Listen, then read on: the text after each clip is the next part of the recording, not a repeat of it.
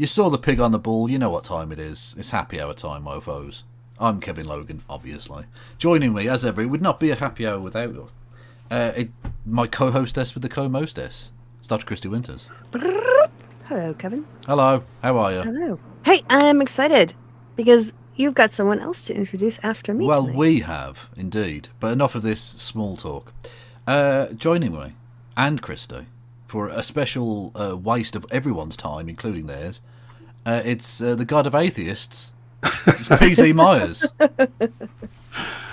No, I'm kind of the Satan of atheists nowadays, but thanks. Yeah. I personally pray at a shrine to you. I don't know how anyone else does it. I think that's what atheism is, isn't it? I'm not sure. I might have got it wrong. Got a picture. There's incense. You know, Roy Katz drops little offerings, cat foods, whatever. True. Just get the blessings of the PZ before you start your day. Well, we should clear up that nonsense. It's PZ, isn't it? Oh, well, of course it is. Show. Yeah. Yes, whenever I travel abroad, I have to change my passport and everything to say PZ. Fair dues. Well, you know what? I appreciate the effort. Yeah, well, otherwise nobody'd know who I was. Exactly. We don't accept fraudulent nonsense like PZ in these parts. Anyway, how have you been? It's been a while. Wrapping up a semester. Yeah, because you're a nerd as well, right? I am. Just like Kristi. Yeah, I'm sorry. The nerds are going to outnumber you today. Yeah, so don't apologize. Proud. I love the fact that the ideas get me excited and happy and joyful. That's but this is not a democracy. It doesn't matter if you can outvote me. I've got big tanks. I don't know what the fuck that means. I'm talking shit. Anyway. Well, I thought you were going to say you got big butts. I've got big butts and I cannot lie. This is true. Anyway, enough of this. Kristi, what are we wasting our time on tonight? Oh, we're going to be watching... Apart from that very fucking loud plane that's decided to fly by my fucking house. Fuck off. Can you hear that shit? Yes. Oh, yeah, in this case. But it's not as bad as the night you had dogs and kids and sirens and motorbikes. Oh, this used to be a quiet area. Yeah, you used to yell at me from my street, and I've got the window wide open now. Listen to the quietness of Cologne. Yeah, but that's Germany. Nothing. No, gas is really high. That's what it was. Yeah, true. Can't afford to just go outside and muck about. Anyway, what was the question? What was we going to watch tonight? What's the ideal time for boiling an egg? 3 minutes. Correct. Oh. Yeah. I don't know.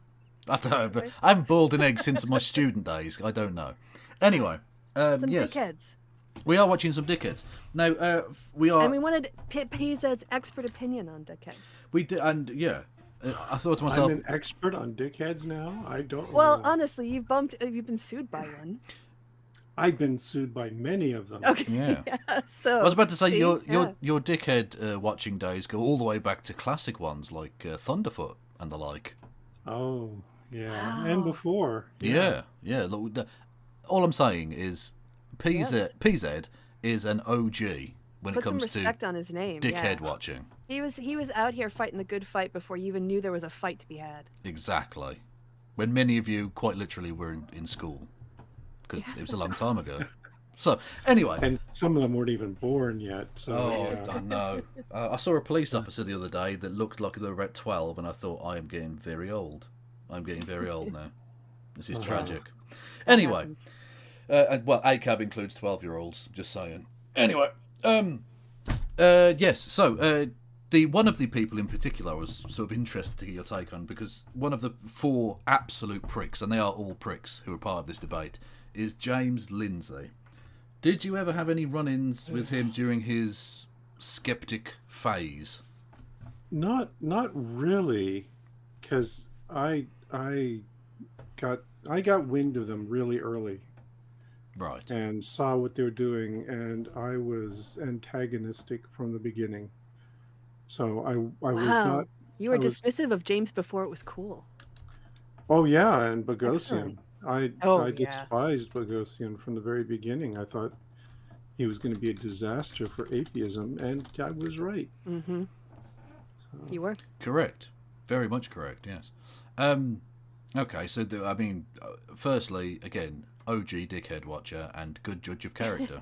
Well, apart from me and Kristi. Well. He seems to be okay with me and Kristi. He's fucked up on that. But apart from that, solid judge of character. Yeah, that's a higher batting average than most baseball players could get, you know. True, but this quite literally, Kristi, is not baseball. True. In a very literal sense, we are not playing baseball. Correct. If only we were. Yeah, it'd be very different. Cricket, right? That's what we're playing. Exactly. That's what you play. Yeah. Or as my American friend once described it when I took him to the cricket, he said, "This is just gay baseball." And I don't quite know what he meant, but I have to agree. Yeah, it kind of is. I see where you're going with that. It's a little bit more fabulous. The costumes are like everyone brings their whites. It is. It's like if Victorians went, "Should we make baseball longer and more stupid? Let's do that." With oranges in the middle. And they did, yeah. Anyway, enough nonsense, right. So, better discourse. No, more nonsense. Yeah. Okay. Yeah. Bigot discourse. Bigot discourse, which this year, it wasn't even taking place in Wisconsin.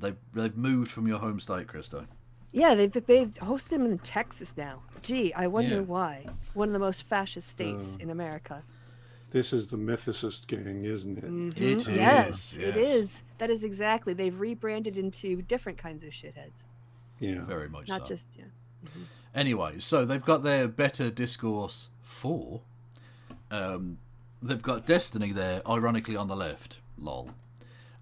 You've got Peter Coffin, who... Are you aware of Mr. Coffin? Yes, I am. Yeah. I used to like Peter Coffin. Yeah, we all went through that phase. Yeah. But then he just got so weird. He's very strange. He's now a red-brown Nazbol type person, which is sort of interesting, but weird. Anyway, you've also got James Lindsay, absolute dickhead, and then just for no particular reason, Lauren Southern as well. Just also four of the worst people. Yes. Yeah, that's why I've literally called this stream the Nightmare Blunt Rotation debate, because it literally is that it would be hell to spend any time with these fucking cretins. So why are we? Exactly, it's a very good question. Like, the thing is, right, I get it. I watch this kind of nonsense regularly. Kristi puts up with it. I don't know why you're wasting your time here, Pizzo, if I'm honest. I appreciate it, thank you, but I feel like literally your time would be better spent looking at a brick wall doing nothing. Oh, that sounds delightful. Yeah. It would be less aggravating for everybody, I'm sure. Yeah. Why do we watch Dancy Sings Big? Because it feels so good when she stops. It's that endorphin rush of having that pain be over. Oh, well, that's a point. Have you ever been introduced to Dancy Sings Big at all, Pizzo? I never even heard of them. Oh, okay. Well, I think that would be an excellent warm-up, wouldn't it? It would. I think it would. This person is... How do we describe Danzy? The worst singer in the history of the world. She's also a big fan of Donald Trump and has no self-awareness whatsoever. I think those are all valid descriptors. Yeah. Okay, this sounds like a recipe for catastrophe coming up. And it is. It is. Which one to even go with, though? Oh, there are so many. I feel like we should do some kind of older classic. Yeah, we'll go back to one of the classics. Yeah. Not the one on School was the Wrecking Ball one was good, wasn't it? Yes. Okay. Wrecking Ball cover. So what Dancing Sings Big does is karaoke underscore with original reworded song lyrics. Usually have a political bent. Yeah. I can't. Can you remember what that one was called? I can't remember. They cheat. Oh, there we go. Wrecking Ball. Wrecking Ball. Yeah. Okay. All right. You're gonna have to share pretty soon because I'm getting anxious to. Well, don't worry, Kristi. Calm down. I want to see. I genuinely want to see. Look, I'm going to keep Peasy's face on the screen because I want everyone to see. Yes, me too. The level of fucking shock on his face. Hang on. There we go. Okay, so this is Danzy Sings Big, who is genuinely a show favourite, I think. There we go. That's one way of saying it. This is the 6th Trump cover song. The Dancy Sings Big singing channel presents Wrecking Ball. Please share, like, and subscribe to support Trump. Thank you. They cheat, they lie, our hearts in pain. We were tricked, never asking why. We fight, we fell under their trap. A scheme no one could deny. Don't you ever say they can walk away. We will always want Trump. We can't live a life running for our lives. We will always want Trump. Please put the camera back on. He came in like a wrecking ball. He never hit so hard in this world. All I wanted was to come equal most. All they ever did was trick us. Yeah, they tricked us. We put integrity high up in the sky, and now it's coming down. They slowly turned it, let us down, and now it's crashed to the ground. Don't you ever say they can walk away. We will always want Trump.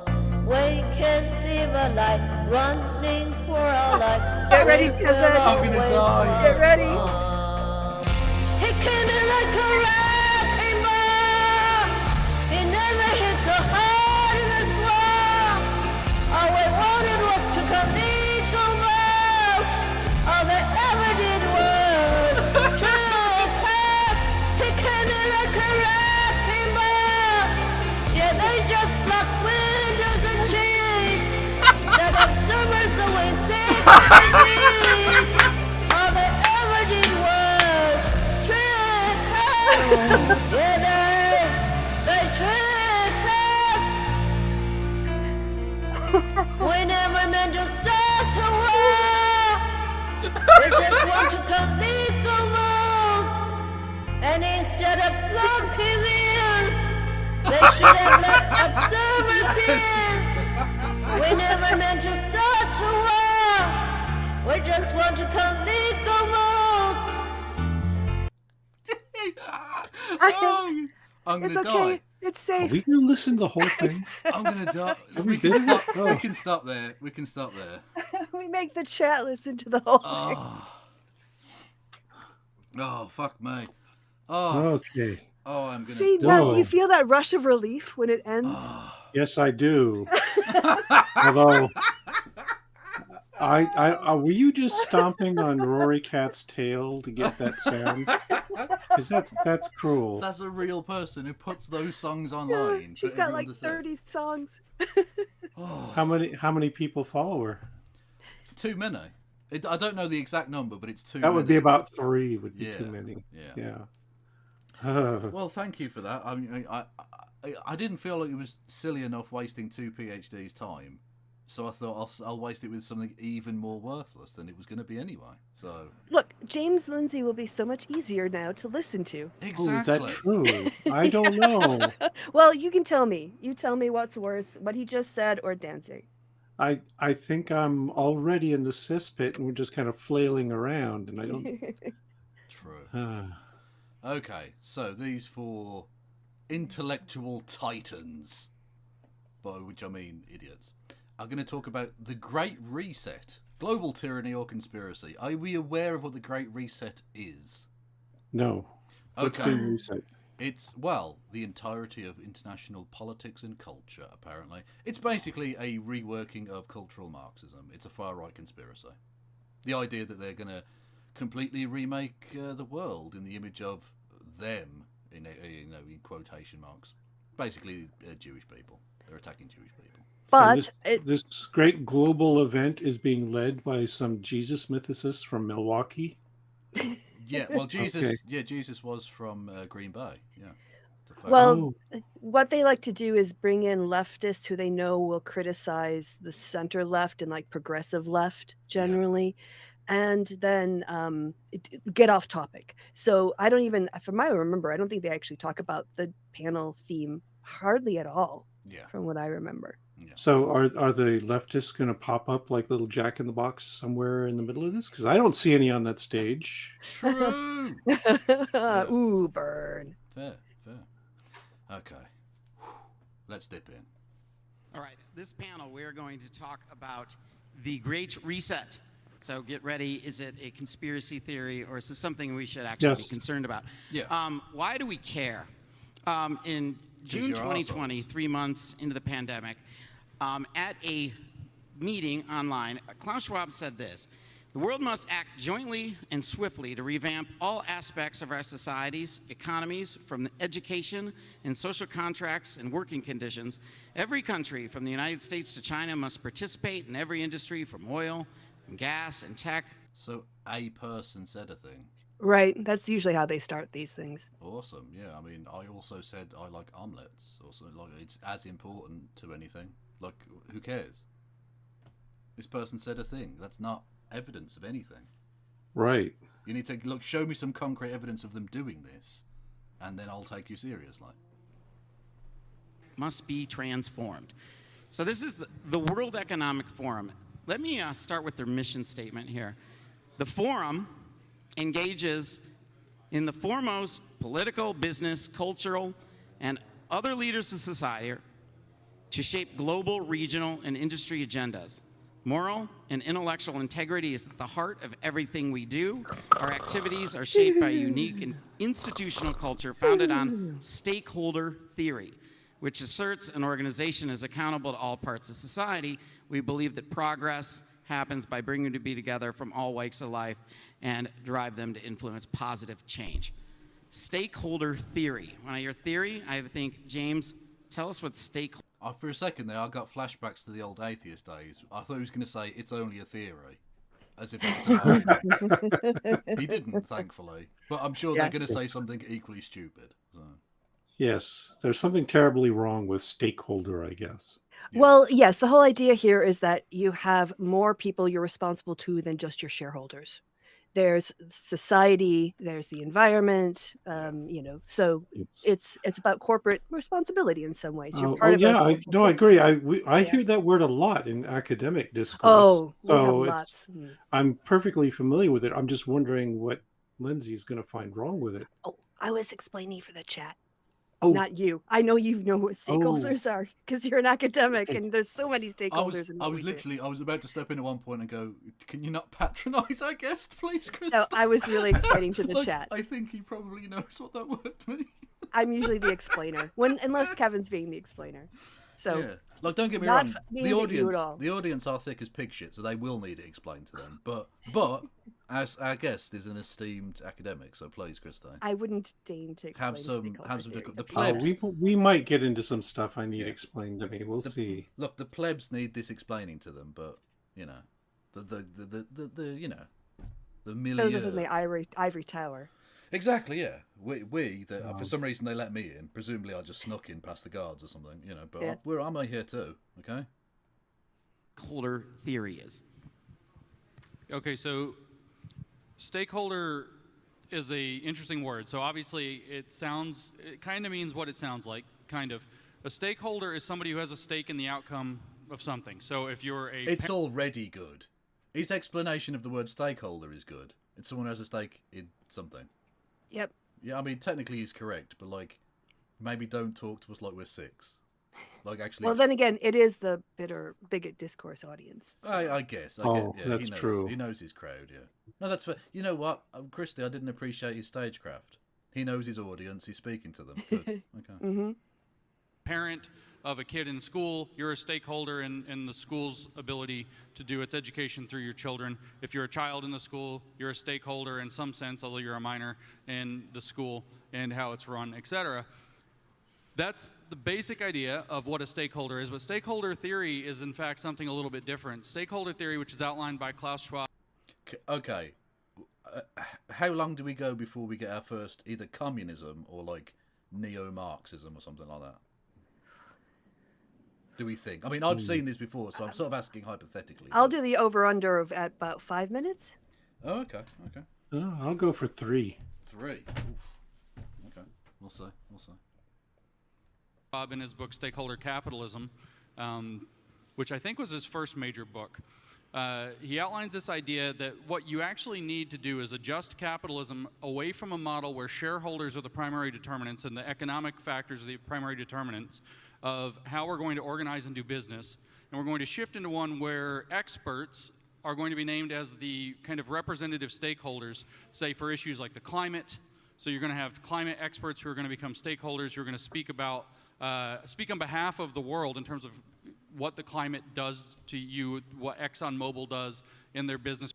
By the way, he's now just wrong again, because that's not really what stakeholder means at all. Like, experts can be stakeholders, right?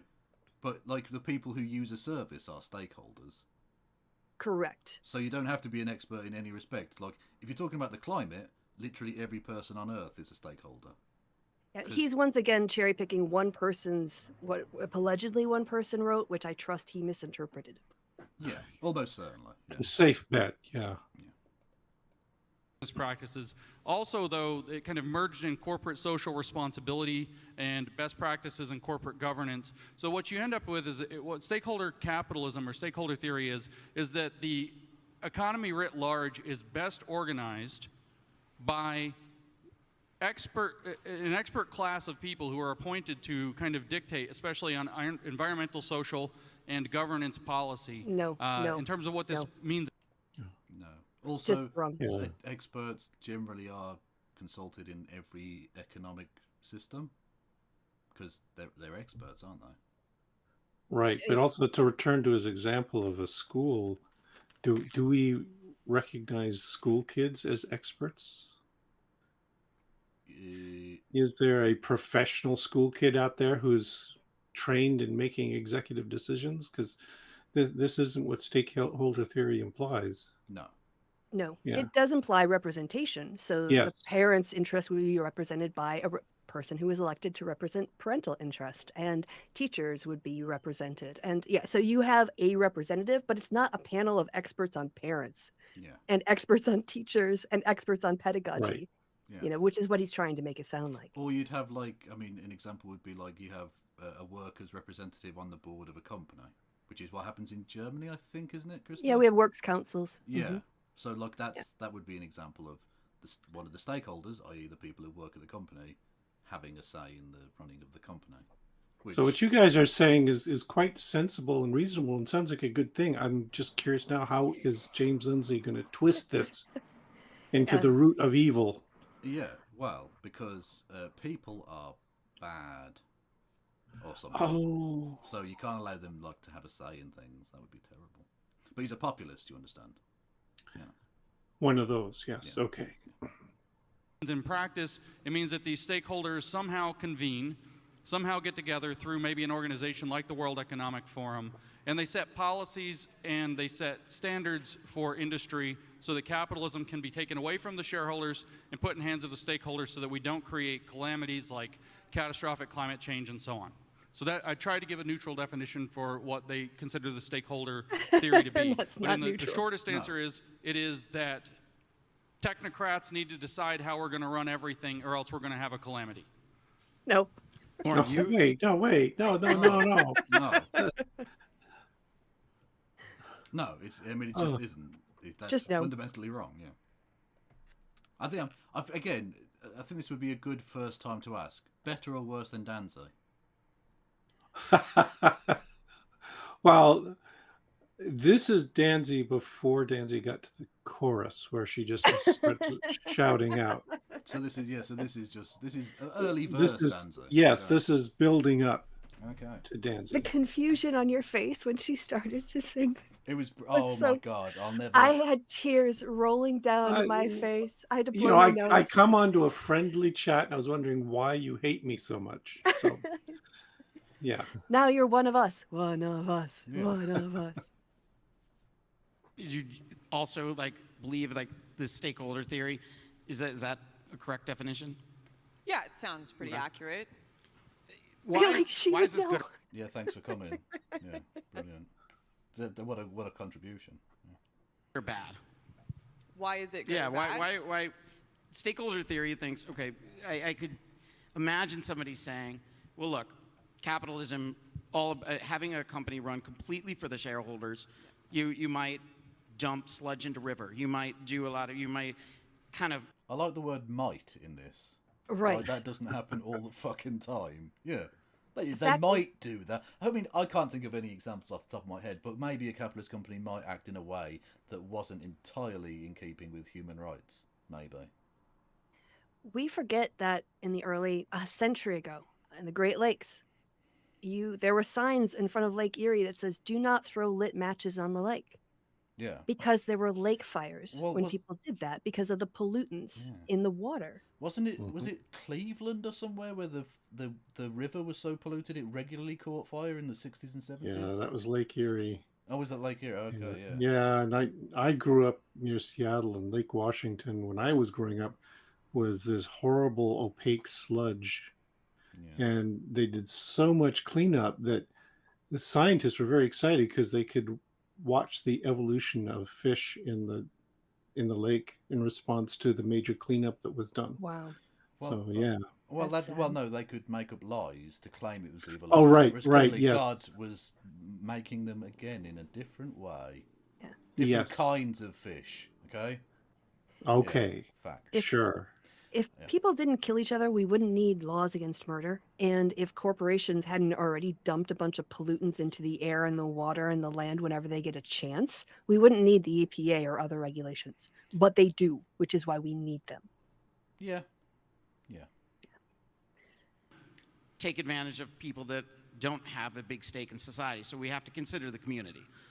Yeah, so from the WEF context, which obviously when we're I'm being talking told it's the Cuyahoga River which comes off the lake. So it's the same, yeah. Right. Okay. Well, there you go. A little bit of geography knowledge for you there that I will instantly forget. But thank you. Our nerdy chat. Yeah. about the Great Reset, we're looking towards their policies and what they're introducing. In 2009, they introduced their own stakeholder proposal, Global Redesign Initiative, GRI, I think. And it's essentially a plutocracy. They are very wealthy people with a lot of capital in nations, companies. Hang on, are these two capitalists arguing that people having lots of money is bad?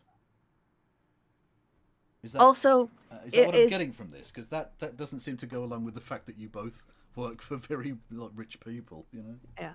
And he said it was rule by the experts, and now she's saying it's rule by the rich. So, Which in capitalism is the same thing, because everyone who's rich got there by being awesome. Right. Checkmate. And they're also talking about the World Economic Forum, which is just this forum for obscenely rich people.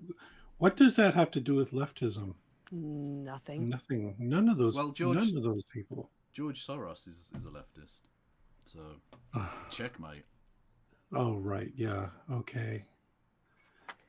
What has Well, he done for me? Yeah. Well, I fucking, what was her name? Lauren Boebert, the elected representative of the people of America, which is a truly shocking state of affairs that sentence is true. She tweeted out a picture of some like leftism gone wrong or whatever.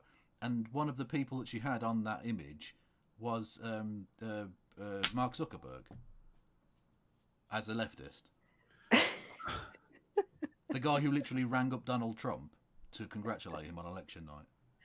So this whole thing is we're going to be operating on a plane where leftists don't exist so that we can complain about leftists. Yes. Mm-hmm. Now you're getting it.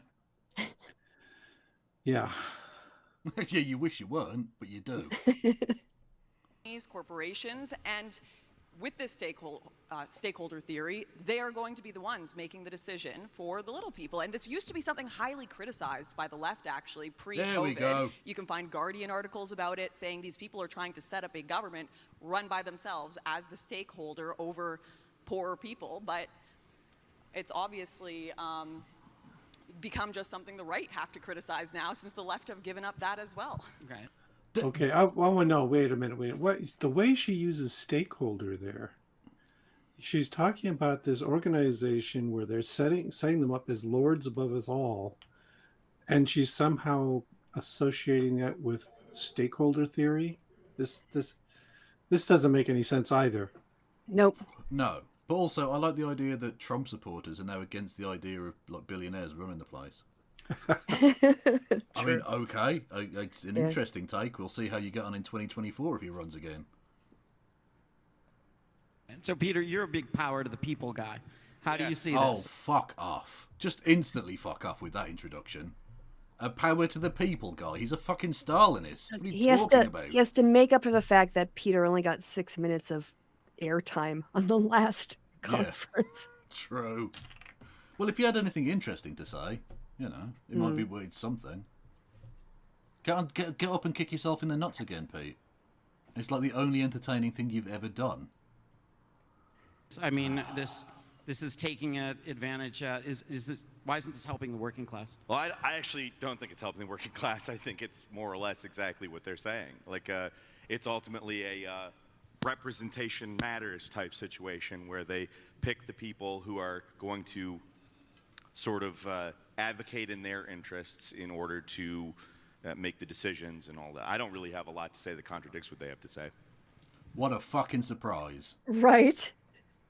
There's the left for you. What a massive surprise. Leftoid agrees with fascists.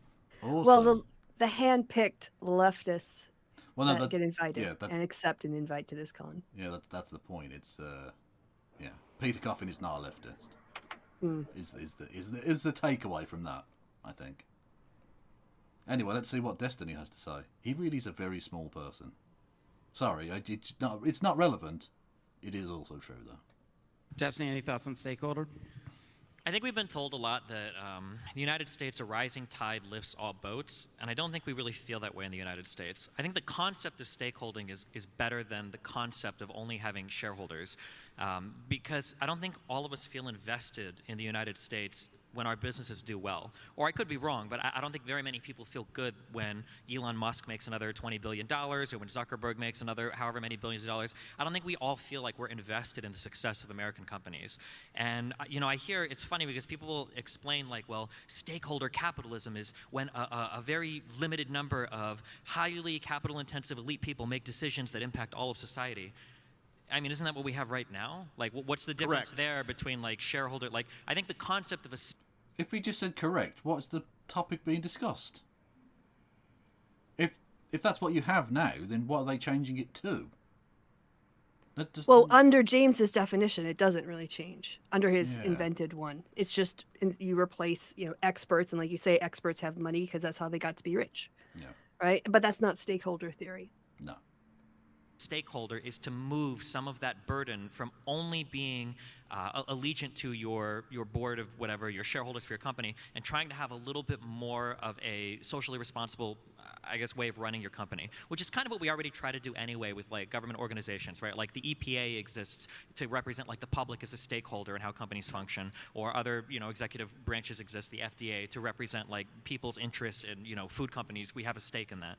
That's fair. Now, one of the things that advocacy... Well, this is ultimately how you break it down, right? We live in a society. Yes, get your Joker memes ready, everybody. We live in a society and we have responsibilities to one another. And society is harmed immeasurably if we just allow people to act in completely horrific ways, including companies. So just taking account of people's stake in the situation makes the world better. PZ, I don't know about you, but when I'm writing a bid and I have to enumerate, because oftentimes they'll say, who are the stakeholders that will benefit from this proposal? It makes me think about the implications of my research in maybe a way I wouldn't have had to if I wasn't asked that question. So from your perspective, and I'm sure vast experience of having to think about stakeholders, do you think it's a worthwhile exercise? Do I think stakeholders, appreciating what stakeholders contribute to your project is worth? Yeah, it's kind of indispensable. And yeah, it just, all it means is that when I sit down and I'm working with somebody and we're writing a project or something, it means we have to think about more than just what does this gain for me? How much grant money will I get? The big question is, how will this benefit, for instance, students and other faculty and the university as a whole and the community?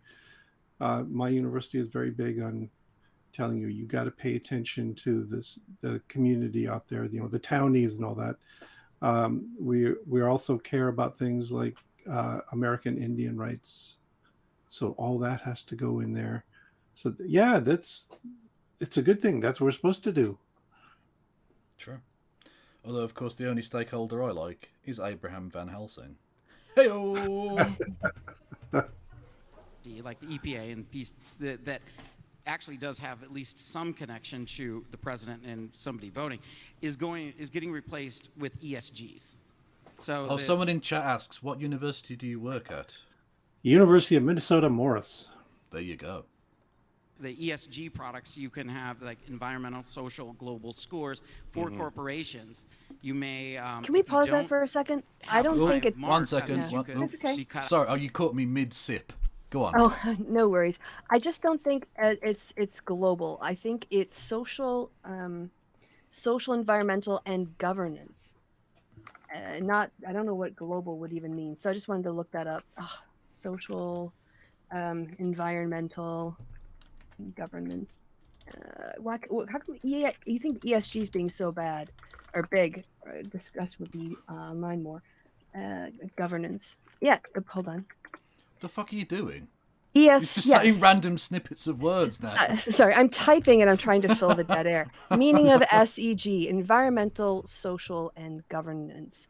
So it's basically something that, and Destiny ends up explaining this, something that investors are encouraged to increasingly take account of when choosing where to put their money. And that means that a company that is perhaps more profitable but is harmful for the environment, you would say, look, we could make money on this, but there's the benefit of investing in a company with a better environmental reputation. And so we're going to go with that instead. So it's not global. It's governance is how like the company itself is operated and who can vote and how that process works, I think. But James Lindsay has to make it global to fit in with his weird Brian. That was Brian. Brian, apologies. Have to make it into some big global thing where they're taking over everything. Yeah, it might have been a Freudian slip, Yeah. But just to be clear, it's governance. Yeah. Out of lending, you could be forced to do whatever ESGs are doing. So do you feel that this is cutting out some of the defenses that you said were there?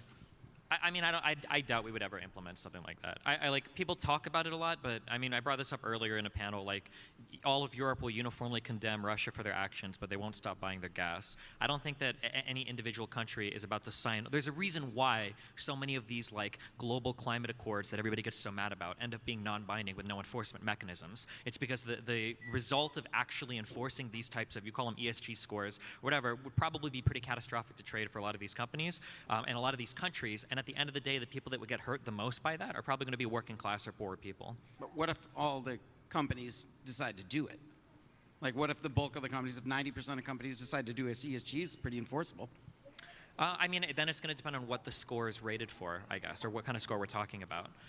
Like, for instance, when we talk about like making healthier food for kids, I know that the Department of Education, I think, had standards for like what your food had to be able to be sold in cafeterias. Like, if people are meeting those types of standards, I don't think there's necessarily anything wrong with that. But it's going to come down to the individual regulation we're talking about. Something like climate change is probably going to be a lot more contentious because that's seen as a way more politicized issue than. What's your guys' take on ESG? Can we pause this for just a quick second? Because I did go to Investopedia, and they've got a pretty good summary. So I would like people to just listen to these little descriptions of what each letter stands for, so you can understand what they're so upset about. Because they spend most of this time, I think, talking about SEG. Right. So the environmental criteria may include a company's energy use, waste, pollution, natural resource conservation, and treatment of animals. Can also help evaluate environmental risks a company might face and how the company is managing those risks. Social criteria looks at business relationships. Does it work with suppliers that hold the same values as it claims to hold? Does the company donate a percentage of its profits to the local community or encourage employees to perform volunteer work there? Why do the employees have to do with anyway? Do the company's working conditions show a high regard for its employees' health and safety? Other stakeholders' interests, are they being taken into account? And finally, governance. About governance, investors may want to know that a company uses accurate and transparent accounting methods and that stockholders are allowed to vote on important issues. They may also want assurances that companies avoid conflict of interest in their choice of board members, don't use political contributions to obtain unduly favorable treatment, and of course, don't engage in illegal practices. No single company may pass every test in every category, of course, so investors need to decide what's most important to them and do the research. Those are the ideas of that company would like be reflective on those points, and they're mad about it. But are they? I'm totally baffled by all this because what you just said is uncontroversial. It's pretty ordinary stuff. And I think most people would agree with it. So here we have a debate, and where's the global reset come from, or the Great Reset? And what's the question they're arguing over? What are the differences in opinion here? Because they haven't shaped anything to No, give me it's- breath. The moderator isn't doing a great job of directing a focused discussion. Well, yeah, that's typical for Mythicist Milwaukee, but still, you know. Well, I was just going to say, look, nothing belies the absurdity of the title of this series of talks than the actual content of the talks, because this is far from being better discourse, unless the discourse is nothing, in which case technically they are making sound. That is better. Yeah. But So our only choices are it's tyranny or it's conspiracy. yes. Or Dancy. Or Ooh. See, isn't she sounding more See, appealing? to them? Dilemma. Dancy is just audio tyranny anyway, in many respects. Yeah. I think, I mean, it's not mentioned directly in the Declaration of Independence, but I feel that that's what they meant by ending tyranny. I think so. Yeah, but what I want to hear from these panelists is somebody's got to stand up and say, this is a really stupid question to be debating. Why are we talking about this? Because they've been Do paid. they do that? They've been paid to be there. So like they're just gonna talk shit for a bit, I think. Or at least I think they pay travel at least, don't they? But I don't know I'm if sure they do have accommodation and travel. Yeah. I'm sure. Well, they flew Roland's there, didn't they? He was just like, oh, it's a free holiday. Fuck it, yeah, go on. From Australia, right? New Zealand. Oh. Or okay. I wasn't sure if he was on vacation in Australia at the time. Well, I and don't it was closer, or he was going to California. Anyway, it doesn't matter. They flew him there. From the Antipodes. Is where somewhere there, yeah. The wrong way up, let's be honest. Incorrect hemisphere. We're not talking about policy. We're talking about corporate investment strategies. And so the enforcement mechanism isn't necessarily through governments. They sign on. The SEC is now backing, for example, the ESG model for ETFs, for grading securities and other things you might trade, stocks, etc. But what we're actually talking about is that the large investment capital firms like Vanguard, BlackRock, State Street, Fidelity, the largest banks in the world, including the central banks, have decided that ESGs are going to be, if you have a high score, according to what their corporate boards have decided, are sound environmental policy. Again, this is people like, we can name individuals like Bill Gates, Larry Fink. I mean, we can name single individuals, very small numbers of them. They get to set what gives you a high score, and that determines whether or not you get investment capital. That determines whether or not you qualify for loans or. I'd be very surprised if many people are making investment choices based on this. This seems like it's largely kind of corporate PR. It's suggestions. It's not. There are some ratings, but there's no transparency in how the ratings are done or if the metrics are similar. Yeah. And so it's also very early on as an idea in terms of its formation, and a lot of people are adopting it voluntarily. Or startup capital. It will determine whether or not, for example, BlackRock will carry your stock. So all of a sudden, BlackRock, which might have bought up already using other people's money, by the way, which you're the stakeholder, but they're doing it for you. That's how that works. It's your No, that isn't. No, when they say stakeholder, that's not the way it's being done. It's saying that someone is a stakeholder in environmental protection is not to say that they somehow have some claim over the money you're investing in a company. What the fuck are you talking about, you absolute cretin? It's I don't know how anyone takes this seriously. We have Elon Musk taking this prick seriously. Like, what the fuck? Oh, sorry, I got angry there. I need to just. Yeah, he's saying nothing at all, and yes, if we turn to the chat and ask them, how many of you think that Lindsay is saying anything sensible? PZ, I appreciate your attempt at audience, but don't talk to them. F in the chat. F in the chat if James is failing. They're not to be like. It's like don't feed the animals at the zoo. Okay, you might think you're doing a good thing, but actually it's probably bad for them. Don't talk to them. Okay, I'll try and remember that. I love being horrible to my own chat. They're still here though. I don't know why. What was I going to say? Oh yeah, on the topic of Elon Musk, did we see, as I pointed out to Kristi, but PZ, have you seen that Elon plans to undo the Twitter ban of Donald John Trump? Yes, I did. Yeah, and Kristi and we're going to delete our accounts live on stream when that happens. Because that's a red line for me. I'm done. If he's going to do that, it's going to be ruined. Fuck it. Yeah. I'm leaving. I actually learned that from Mike Cernovich, who was complaining bitterly about something. I don't know what. Is that self-admitted rapist, Mike Cernovich? Yes. Yeah. Yes. And he was I think he was complaining that he'd ever been banned at all, but it was not clear from his groanings and moanings. So I don't know what he was talking about, but yeah, he was doing this stuff. Yeah. Yeah. It's pretty grim. Oh, well.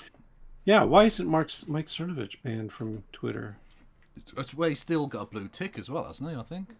Yeah. Or a white tick, whatever they are now. Yeah. He's a rapist and a fantasist. I don't know. Well, oh well. True. Money, but now they have a 20% controlling interest in some company, and they come and they tell the company, well, you need to do this, and the company says, well, piss off, and they're like, well, we won't give you investment capital, like, we'll find it somewhere else, and they'll say, well, we'll sell our 20% share in your stock and just watch your company tank on the market. Have you noticed how most conservatism, certainly in America, although it's certainly bleeding over here, seems to be making up scenarios in their own head and then getting mad about it? Also getting mad about the way that capitalism works. Yeah, because that entire thing just happened in his head, and he's acting like that's a slam dunk anything. Okay, so this hypothetical scenario, it doesn't mean anything because it hasn't happened. I don't care. It's irrelevant to this. Okay. We'll sell all of our shares and we'll destroy your company. And they say, okay, well, we have to play ball. And this is what you see. They also end up being the top. And what happened when Elon Musk tried to buy Twitter and he bought a 9% share, Vanguard, which is another one of these gigantic banks, bought just enough to become a 1 higher % share so that they remain the top shareholder in Twitter so they could continue to dictate Twitter's policy at the level of the board. But how do you increase your ESG score? Well, increase your ESG. I'm sure he'll be really angry then that Elon Musk now is the sole human being who gets to decide these things. Or he's about to become that, whatever. Like, surely he'll have a problem with that, because isn't that an oligarch just running things according to their own say-so? Without any regard for anyone else? Mm-hmm. No? Okay. Yeah, but one he agrees with. When Elon Musk does it, that's fine. Cool. Yeah. Score by doing whatever these central bankers decide constitutes sound environmental policy. For example, when COVID-19 was a big problem, they decided that there was an environmental hazard with the virus. It was best mitigated by wearing large numbers of disposable paper masks, for example, surgical masks. And so your ESG score, your environmental score might have gone up despite the fact that there's 160 billion masks floating in the ocean now, which normally we would think is an ecological catastrophe. So they get to decide. Maybe it's that they're going to cramp the fossil fuel industries, which they have been doing for a very long time, making it much more expensive to do that. Maybe it's that they're going to subsidize green energy. Well, that's interesting that their profits keep fucking doubling and tripling all the time. How does that work? Mm-hmm. Almost as if you're full of shit, mate. Again, he's mad at stuff in his own head. Yep.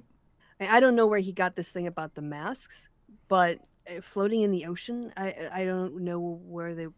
Well, he believes that COVID and climate change and ecological tragedy are all made up. So I don't know that he believes any of the things he's saying. True. energy, which they've been doing for a very long time. Maybe it's they're going to decide, as they just did when the conflict in Ukraine broke out, that all of a sudden you can raise your social score under ESG, that's the S, by investing, by being somebody like, Does it stand for social score? Yeah, social environmental governance, SEG. Northrop Grumman or something like that, and building weapons to send to Ukraine. So all of a sudden, weapons manufacturers and the military-industrial complex become a social good under the new global social order that they're looking at. So now we're doing their policy. The new global social order. Did you hear about that, PZ? Well, I've heard about that before, but it's always been so vague and nebulous. And right now, all I can think about is I want the moderator to walk over and hit that guy with a bladder on a stick and tell him to shut the up, because he's okay. He just goes on and on. Firstly, I have to take you to task on bladder on a stick. What's that about? That is a very weird piece of imagery. I appreciate it, but I'm interested. It's almost poetic or something. No, it's very traditional. Is it? That's what court jesters used to carry around, is a bladder on a stick, like a balloon on a stick. Oh, okay. I didn't know it was a bladder. That's gross. Yeah, well, They did not have balloons in the Middle Ages. Or even in 1800s Wisconsin, because Laura Ingalls Wilder, in her little book, Little House in the Big Woods, describes how after they'd slaughter the pig, her dad made a balloon out of the bladder, and her sister, she and her sister, played with it. That's like fucking gross. Fun things you can do with organs. Yeah. Yeah. Do you know what they used to use for condoms? Oh yeah. A black bag. No. I don't know. They were Chocolate very wrapper? resourceful. Yeah. Intestine chocolate wrapper. Sheep Considering how intestine. gross everything was, I don't know why people ever fucked it back in the Middle Ages. Why were you doing that? That's gross. Neither of you have bathed for weeks. That's disgusting. Ugh, God. Humans are weird. Anyway. So it's ultimately whatever they decide. Mostly the S is not this weird Ukraine weapons thing. It's mostly, did you implement social justice policies? Did you implement a DEI office? Do you have a DEI officer or a cadre of DEI officers who are going to enforce DEI within your company? Cadre. I like that. Clearly he's never heard that word said. Can we go back to talking about bladders and intestines and disemboweling pigs? Because that would be far more interesting than whatever he's saying. Yeah. Also, two things. One, what is DEI? He used that several times without explaining what that means. And two, do you notice that, like, look at Lauren's face, how she's got that middle distance tuned out stare when he's talking? Yeah. She's because in her heart she's a fascist. She doesn't want to be there, but she's trying to be like, oh, I'm a centrist now, and she's probably bored out of her head. Yeah. And wants to scream about black people or something. Is probably what's going on there. But it's diversity, equity, and inclusion. Is DEI. Right. Okay. Right. So Yes, basically, are you not like denying gay people employment or whatever? Yeah. Yes, it's like that Catholic organization Opus Dei. That's what they're all about. True. No, they're not. They're not. Company, both in terms of hiring those people and having the policies.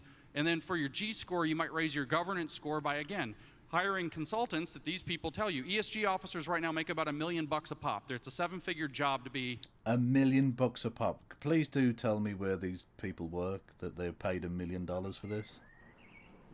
I don't believe that. I'm calling bullshit on you. Reminds me of the time when he said that there were 100 members in the administration all making $100,000 a year at that university he was at. Yeah. Like, okay. Let's have a look. Was it the ESG officers' salary or something? SEG officer, I think. Oh, SEG. Apologies. Yeah.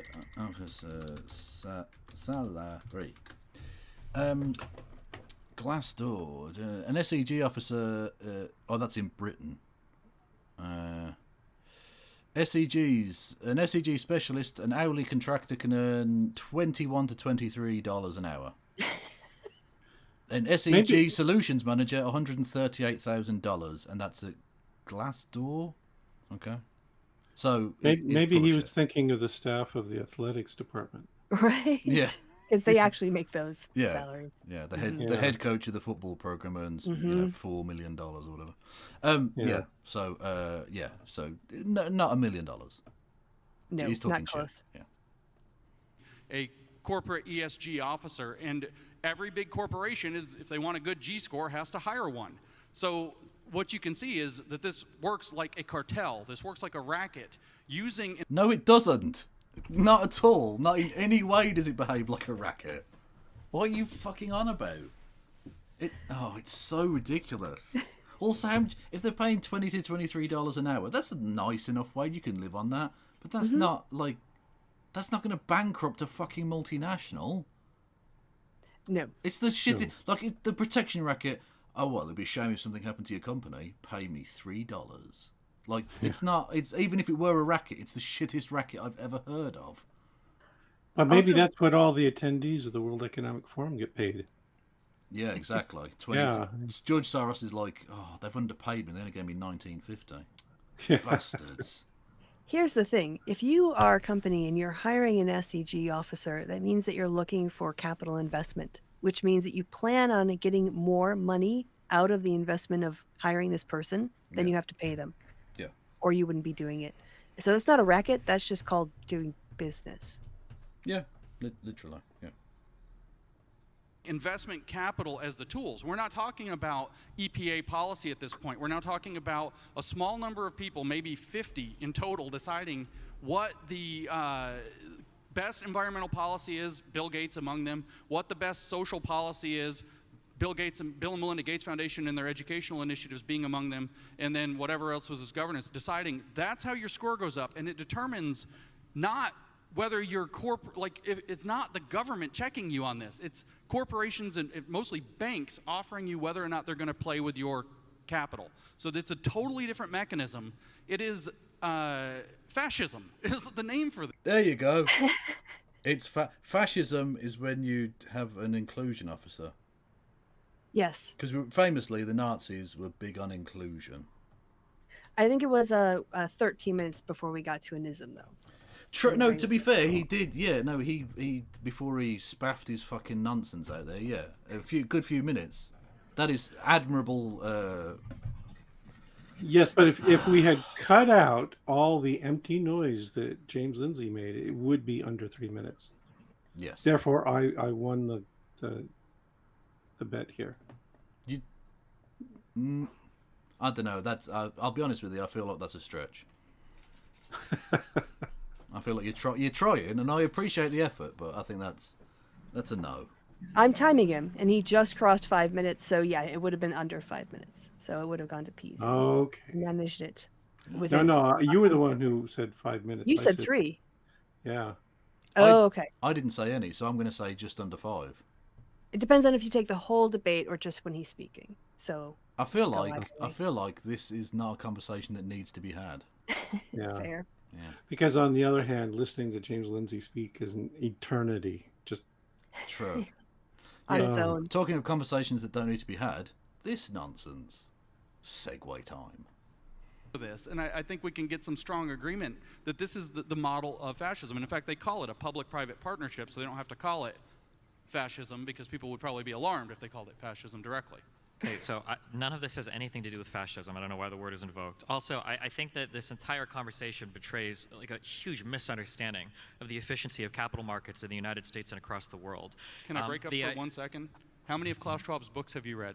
Because I read all of them. Absolutely none of them. Give me a definition of fascism that would be incorporated in this. It's the fusion of public and private. That has nothing to do with fascism. It is the corporatism of it is the. It's not, and by the way, can I just say, unironically, he's doing fascist propaganda there. Because do you know where that definition comes from? It's Benito Mussolini.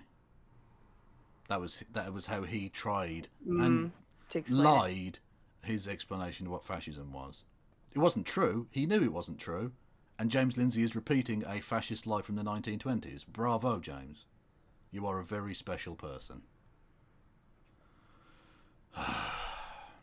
Corporatism of Benito Mussolini, where he said that he brings. We already knew. Oh, corruption into the state. It is a fusion of corporate and state power, or in modern parlance, a public-private partnership.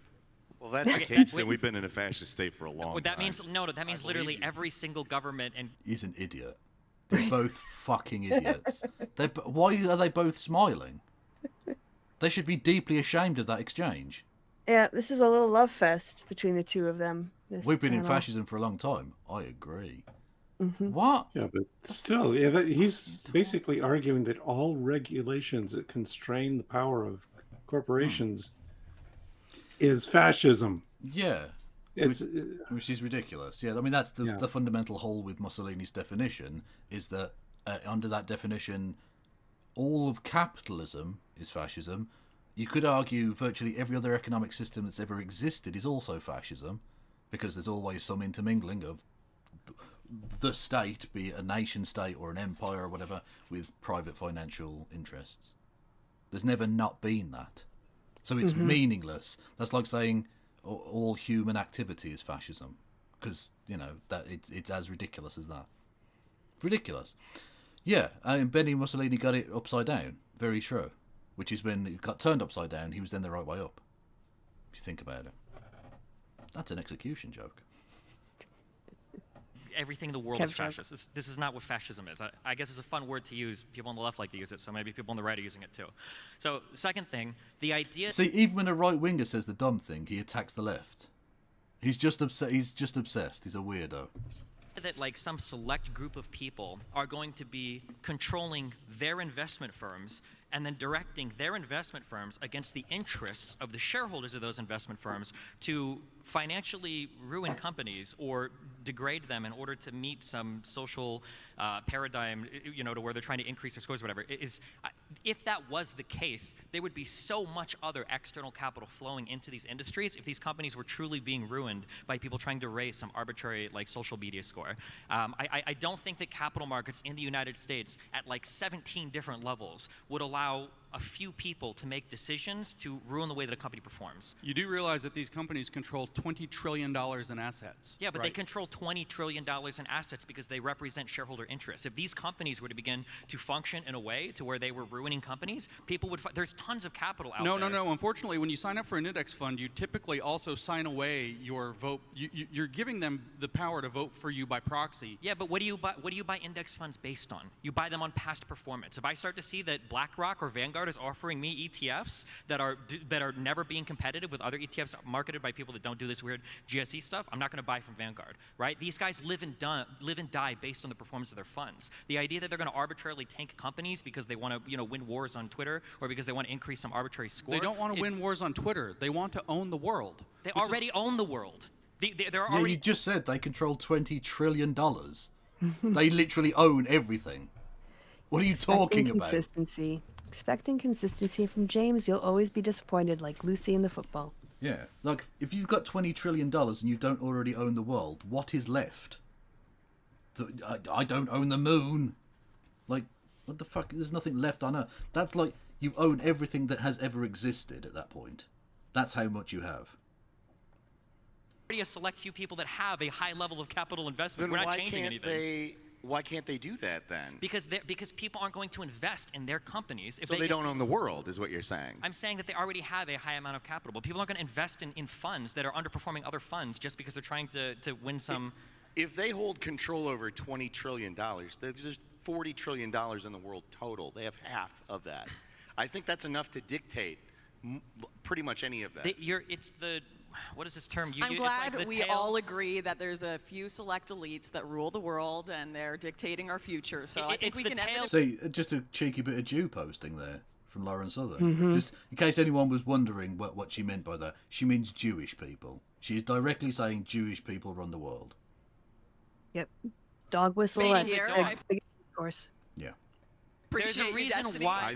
There's a reason why they have this much capital to use. Yes, I know you and agree, it's because Peter. they generally perform well based on other investors in the market. People don't buy. It's not like Vanguard forces you to buy their ETFs. It's not like BlackRock or other people are forcing you to be investors in these institutional companies. It's not companies. a consumer market, though. Like, they're not going to the Better Business Bureau and look at how many stars that the the hedge No, fund but when has. you buy, does anybody here own any Right, lefties stocks and or investment economics. funds? Does anybody here buy funds? Like, you could look at the historical performance of any of these index funds or any of these ETFs or whatever. If you've got one that's underperforming, people just aren't going to buy it. Like, there's going to be so much money flowing into these types of investment opportunities. You don't think the concentration of capital, which yes does imply past success, you don't think that doesn't give them an advantage though in terms of where they are positionally? It could give them an advantage, but when they start acting in a way that is betraying the interests of the shareholders of these companies, I think you would see, accordingly, capital start to flow towards other investment firms.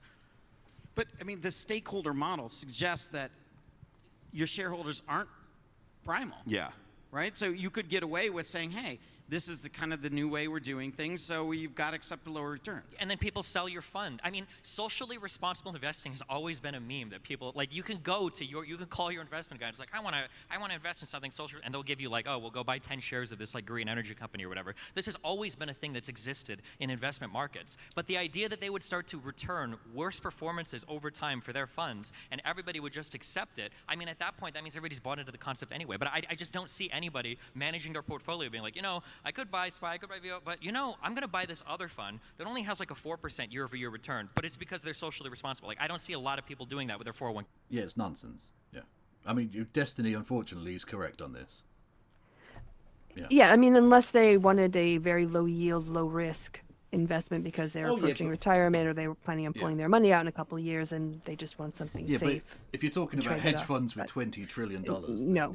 Yeah. There's a reason that oil stocks go through the fucking roof and, arms manufacturers make a fuck ton of money. It's because the people are investing in companies that aren't socially responsible. The idea that there's some sort of the boot of the SJW is on the neck of the poor capitalist is just farcical. Well, I don't know if I told this story before, but my dad has several investments. One of them is in BP, and he was talking to some friends. Oh, your dad's a monster. Okay, cool.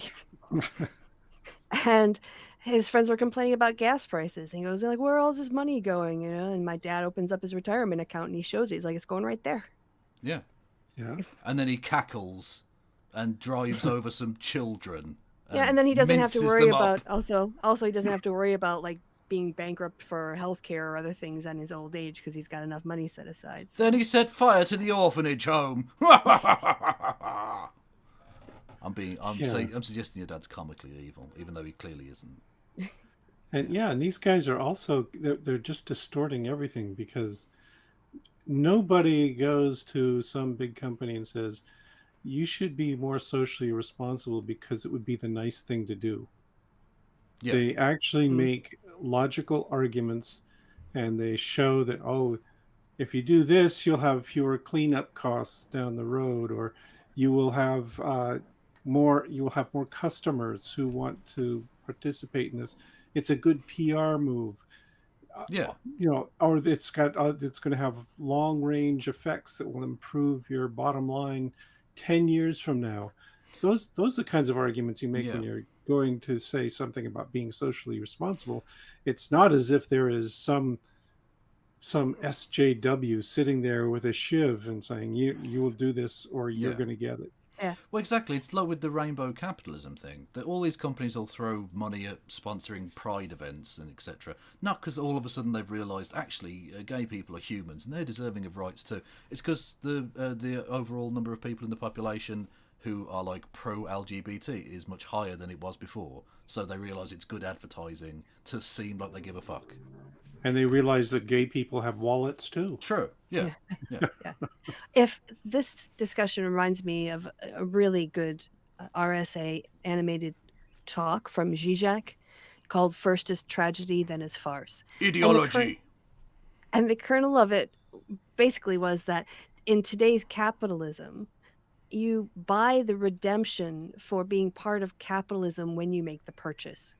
The example he gave was Starbucks. Right? We use fair coffee. Right? So every time you buy Starbucks coffee, you're actually helping farmers in another country get a better price. Sniff. Right? You're not exactly, yes, capitalism is harsh, but here you're buying your redemption because you're making it a little bit better. Sniff. I was doing sniffs all the way through. Sorry. I don't know if that came across on the microphone. Yeah, it did. I just ignored you. Not now, Todd, but yes, you were doing a bit. Thank you. And it's true. There's so much of that where people, and it's not just Sniff. the people on the left who shut up, Kevin. It's not just people on the left who have that feeling of virtuousness when they're told a product is doing good, and they don't have to do anything except spend their money, and yet they get like the shine from that act. Can I get some sniffs in chat, please? Okay. Also, I want to quote somebody in the chat who said something intelligent, despite everything Kevin Stop told me. encouraging these fucking heathens. But Haruka says one of the leading experts of process safety used to always say, if you think safety is expensive, try an accident. Yeah, exactly. Yeah. That's the kind of argument these SJWs are making. And it's cheaper than paying out the court costs and all of that. Yeah. Can I also build on that? Because there was someone who was trying to talk a business guy into, or woman, into having their employees, trained on a regular basis and professionalized. And they were asked, well, what if I put in all this money and I train them and they leave? And the reply was, well, what if you don't train them and they stay? Yeah, exactly. Yeah. Absolutely. The things you don't see. There's nothing to respond to. I think the issue is that I think a lot of people just don't understand anything about investing, anything about finance, anything about how these companies work. This idea that there are like 50 people that can work in contrary to so much money in the market, it shows a childlike understanding of how these markets work. That you think that one guy can walk in front of investors that might represent trillions of dollars of funds and go, funny. well, today we're going to sink Exxon because we think a greener policy makes for a brighter tomorrow. Everybody would be like, okay, cool, good luck, and then they would take their money and leave. Anybody has the ability to do that right now. All of us can make Robinhood accounts. Everybody can make a Charles Schwab account. Everybody can make a Vanguard account and choose what funds you want to buy. Well, Unless somebody is forcing you to invest in a particular fund, you just don't understand how capital markets work in the United States. You never. It's just a pretty concise retelling of how that works. Yeah, those are the dynamics at play. Yeah. If the SJWs were in charge, these companies would be not necessarily tanked, but like they would have to alter their activities enormously. They're not, though, are they? It's conspiracy madness. Right. He's not even giving real world examples. James isn't. No. In this mythical alternative form of capitalism that he lives under. Yeah. Oh, and why would I know when Destiny says everybody can do that, that's not really true, but in theory, anyone can. I think is the adaptation to the statement he made that I would agree with. Never understand. I mean, it's not just you, because I'm having a flashback to my conversation with Jangles at the last one of these things. Incentives exist, right? These people have created these incentives throughout by building up these ETF portfolios that they've had. BlackRock did not have $20 trillion of assets at its fingertips 10 years ago. It's built up to that. It has increasingly gathered market share, and it is as it has increasingly gathered market share, or control of market share, I should say, as it's done that, it's increasingly also placed leverage on individual corporations. Again, we're not talking about consumers. We're not even talking about individual buyers of stocks. We're literally talking about the vast majority, and we have a Marxist on the panel, so he's going to appreciate this quite a lot. The vast majority of... He's not really a Marxist. He's a Stalinist. Corporate stocks are not owned by individuals. They are owned by other companies. Correct. That's right. And they are actually owned by other companies. And the two companies that own, first of all, each other, and second of all, virtually controlling stakes in almost every major corporation in the top 1,000 corporations of the world happen to be BlackRock and Vanguard. Which means these two corporate boards, which probably total fewer than 20 people, honestly, although nobody knows who's on Vanguard's board, which is super shadowy and weird. We know that BlackRock is headed by Larry... Okay, but unless you're planning some sort of government breakup on the basis of antitrust laws, which would be fascism, apparently, because that's the intertwining of public and private, what's your solution to this? I'd also add, what are these 20 people? Are they... Jews. He means Jews. Oh, that's it. Yeah. Because I was going to say, it's not likely they're all leftists. Well, he would claim they are because all of these, because they're Jewish. all of right? these international globalists, these neo-Marxist identitarians. Yeah. I think these two corporate boards control a unbelievable amount of influence. And so when they cook up a scheme and they say, well, look, we're going to shift to this new stakeholder theory, and under stakeholder theory, we're going to stop fooling around with short-term shareholder profitability. Oh yeah, you can have a bang year this year, and then everything's going to go to crap 5 years from now. Now we want to look. They come in and they sell you this snake oil that we're going to look at long-term profitability instead of short-term profitability. What? This 10 years ago. Pause. I'm sorry. Part of the problem with the current market is that kind of boom-bust attitude. Yeah. Short-term gains and not thinking about the long-term implications. In the world where we went through the 2008 market crash, how can he fucking say that we're too long-term thinking in terms of the economy? It's literally make the book as quick as you can right now and fuck tomorrow. Is the entirety of the world economy. It's just a bubble waiting to burst constantly.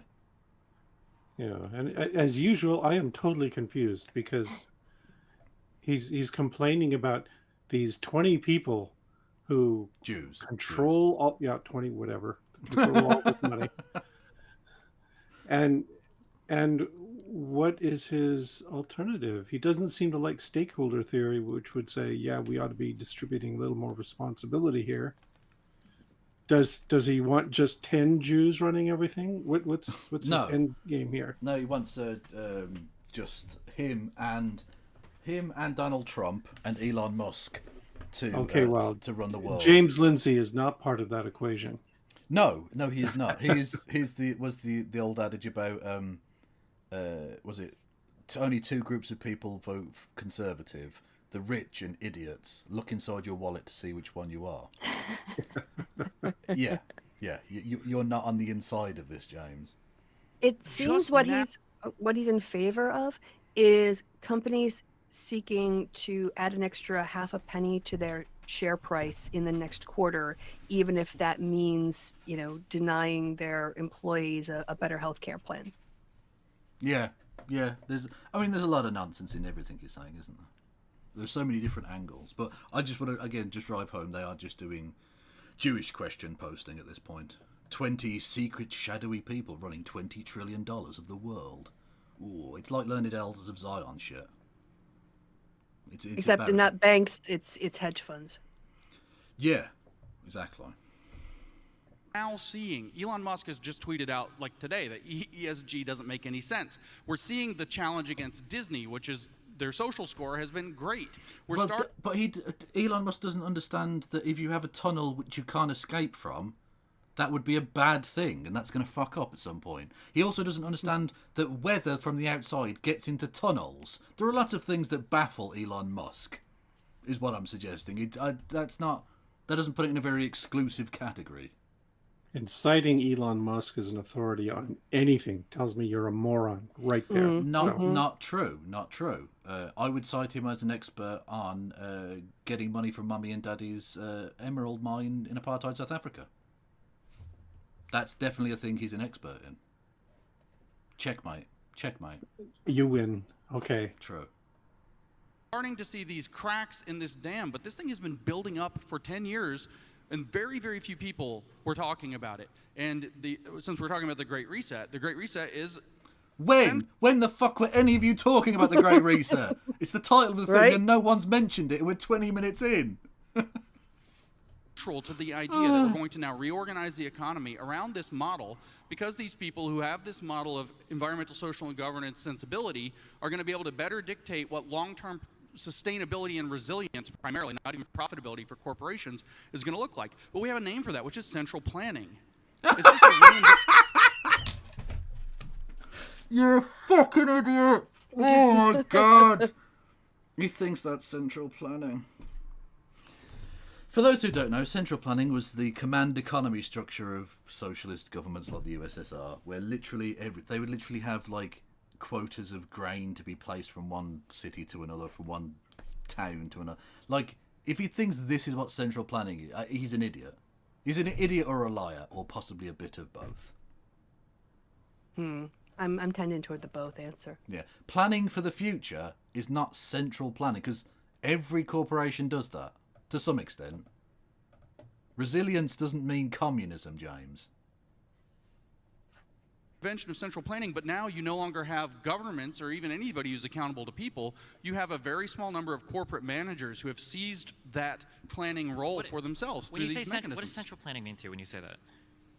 What did you say? I'm sorry. What does central planning mean to you? Central planning is when you plan the economy from within a centralized location, like a single government or single boardroom or a couple set of boardrooms that are working in concert with one another. Okay, no. So central. Yeah, but that's not how that. That's not how that operates. That's what are you talking about? You think fucking Vanguard, the 20 CEOs of Vanguard are, I don't know. Let's choose one at random.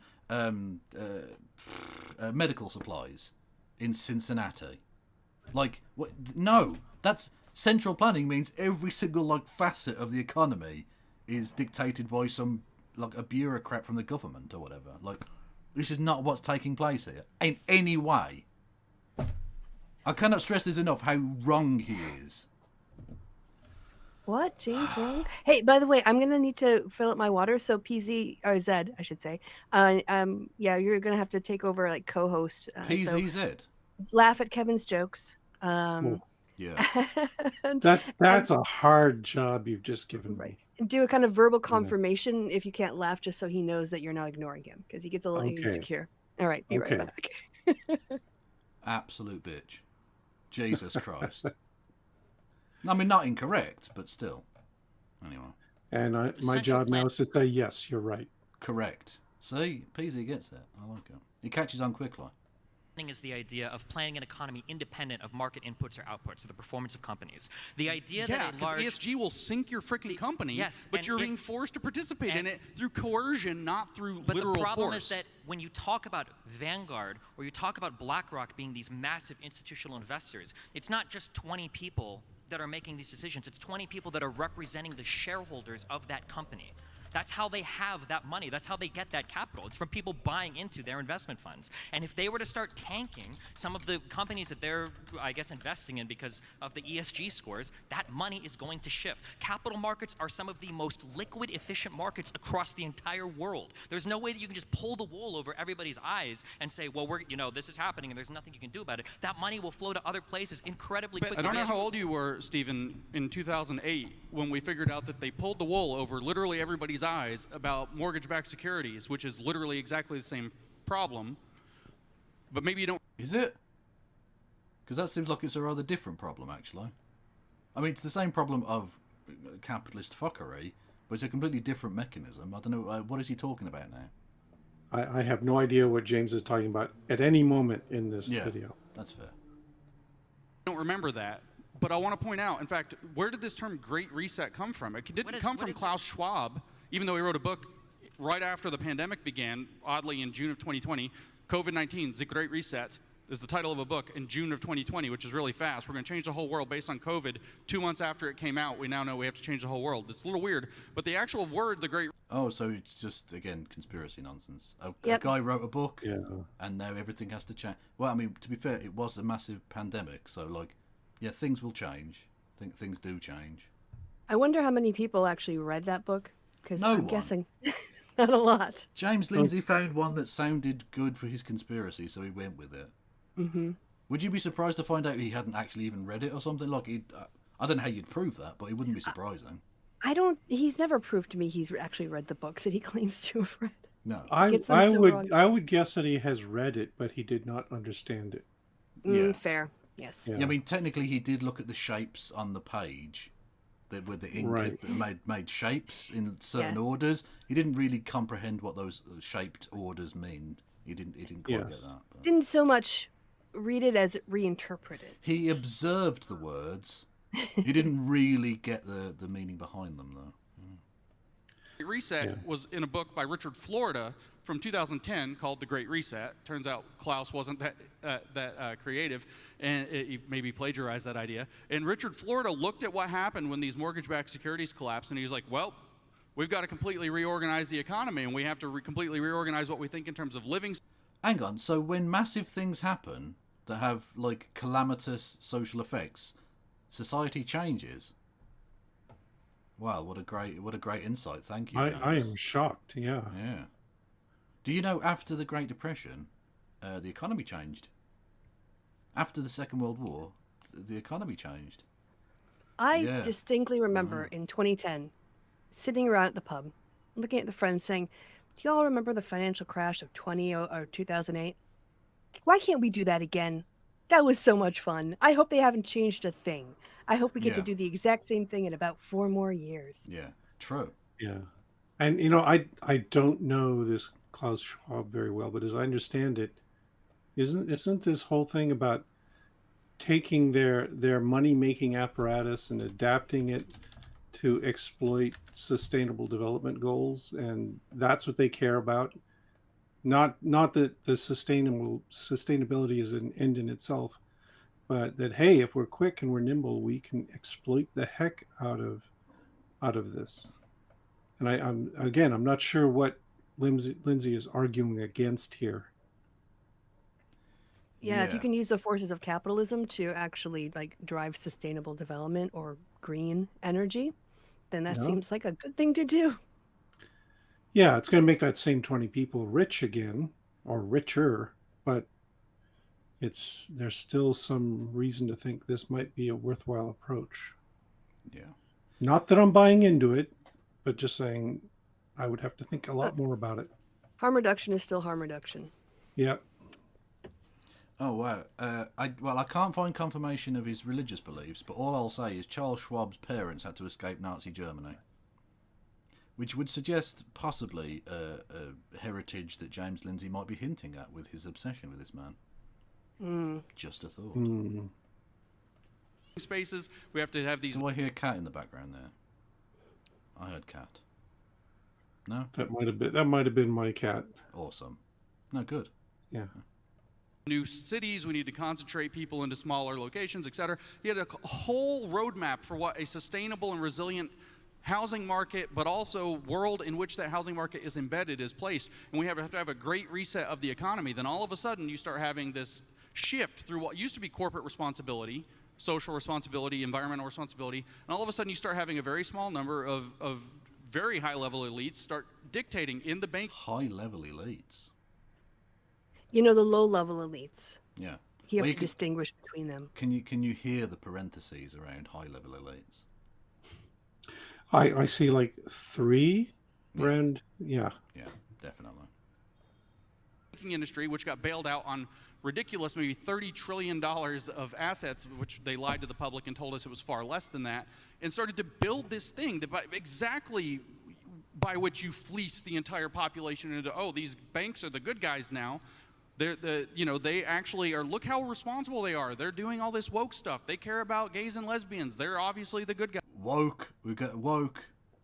Yeah, Check it off. They have a gay flag flying outside of Goldman Sachs now, so they're obviously not doing anything evil at all. And, literally, this is how they did this. They convinced people that they had the right side of all of these social and environmental issues. And I find it really funny that, I want to ask, do you not think they do have the right side of that, James?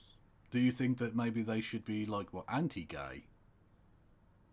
They should have a swastika outside of Goldman Sachs. That would be ironic, given the Sachs connotation there. But either way, regardless. Literally, here I am arguing with a leftist about centralized power and the corruption. There is no leftist there. There is not on that stage. No. Corruption of markets. That you can't see, that literally the Occupy Wall Street movement was the first thing they crushed when they started to forge this unholy alliance between the big banks and the big government. There's nothing for me to even tackle in terms of what you're saying, because you're saying nothing. What? The idea that 2008 happened because of banking misfeasance. That's why it happened. The bankers doing misfeasance. The fuck is that? Does he mean malfeasance? I think so. Again, I think he's read some words. I don't think he's ever actually engaged in a conversation about anything, because he mispronounces some really obvious words, it seems. Crappy things and tricking people into thinking they were not crappy things, and then catching up to us in a catastrophic way is exactly what we're now living through, and they're calling it the Great Reset, which reminds me of the Great Leap Forward. Issue behind 2008 was an example of misaligned incentives. That was the issue. All of those markets were functioning exactly as they should. People should have been buying houses. People should have been taking crazy loans. The housing market was constantly increasing. If you look at the cost of houses, even if you couldn't afford a loan, it doesn't matter because you double your equity in your house like a year later because of all the rising costs. Banks were incentivized to sell the loans because they could package it up and sell it to investment banks. Investment banks were incentivized to do it because Fed rates were low. And worldwide, everybody's looking for stuff to invest in. None of this points to like one individual bad actor. As much as you guys like to point to like 20 people in a room that are ruining everything, the reality is that sometimes market incentives can be misaligned. And this might be a place where people can step in and go, hey, you know, maybe there are places where representing the broader society, maybe we can make some decisions about how these markets should function, rather than pretending it's some huge conspiracy that a few people can, throw away trillions of dollars of capital because they want a company to hire more gay black people or something. It's not. You have to be a real shitbag for Destiny to look like the really calm, rational one. Right? Yeah. It just shows you the level of what's on that stage. Yeah. Like, it's to be fair, it's a very, very high bar, but he is managing to shimmy underneath it. He's also just like reciting history, like just facts. Yeah. He's not giving a take here. It doesn't require his opinion. He's just describing things, which makes it, it's easier to be less offensive when you're just describing things accurately. 20 individual bad actors. It's not the World Economic Forum. Is misfeasance an actual word? Misfeasance? Yes, it is. Oh, okay. Oh, take us to school. How is that different from malfeasance, or is it a synonym? I does it don't mean know. something else? I don't know the subtleties of the difference, but I doubt that James does either. Yeah, it's I'm gonna have to apparently look it up now. the willful, intentional, incorrect action or advice. Malfeasance is the willful and intentional action that injures a party. So, misfeasance. What was the first one? Is advice? Misfeasance is the action, and malfeasance is an action that injures a party. I think is the difference. But he he still didn't pronounce it right. Okay. Cool. That are planning this all. And I think that's a problem of the right and how they've presented the Great Reset and that conversation. If you actually look at Klaus Schwab's book, a lot of what he's talking about in the Great Reset is things that are already moving forward in countries and corporations, policies already in place that they want to promote and excel, and they want to work with governments to excel that, what they can invest in, conferences they can start, things they can lobby and influence. So it's not just these shadowy figures behind the World Economic Forum pulling every string. It's a lot of, it's a shift that they're going to use COVID and the pandemic to push forward even quicker. Yeah, but a lot of these ideas... So just more conspiracy bullshit. Yeah, shifting the goalpost. They're using COVID to control you. Yep. Are marketable. Like, so even before, or maybe you think this is all Great Reset people, I don't know. Like, one thing that companies learned over the past like 10 or 15 years is that if you sell like your packaging is environmentally friendly, you say that your beans come from like highly paid workers or whatever, as dumb as this might seem to some people, these are effective marketing strategies where even selling like a higher cost of your final good or service can actually have people coming into your store to buy stuff. So the question is like, are there really like a shadowy group of people that are like leading the change, or are like customers just a little bit more environmentally conscientious and they want to buy, they'll pay a little bit more if they can feel better about buying some green, carton of That's like milk a good example you can find that's on your side, but there's plenty of bad examples that aren't good for certainly small companies and the people as well. You look at what's going on in the UK right now. They are directly using the pandemic as an excuse to shut down a lot of small farms, saying you can't have chickens outside, no more free range. What the fuck are you talking about? I live here. This is nonsense. This is nonsense. I don't even know where she's getting this story from. I'll have a quick dig around and see if I can find. It'll be on some right-wing conspiracy site, won't it? Banning that right now in the UK, and you have to follow extremely high biometric policies that just the average small farm can't afford, which is obviously helping big business, reducing the amount of free-range eggs, which generally people want, but they're all doing it under the guise of disease. We want to stop disease, and that's an instant market shift, power to larger corporations that can afford to make these changes. Smaller companies, even household chickens, can't own them anymore.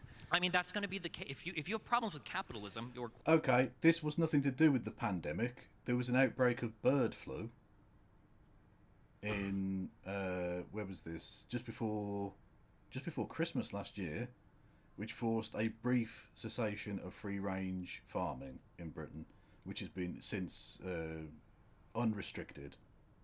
So for a very brief period of time, free-range eggs weren't available, but now are. Brilliant. So they're not shutting down anyone. There was a bird flu outbreak which would have decimated fucking chicken stock. Like you wouldn't have had chickens, they'd have all been fucking dead. So to protect that, they temporarily suspended free-range farming. Yeah, there's a temporary request that's gone out to my region that says take down your bird feeders, because if you're just going to encourage this disease to spread more. Yeah. If you have them congregate. And I did not realize that this was a plan by the Jewish conspiracy.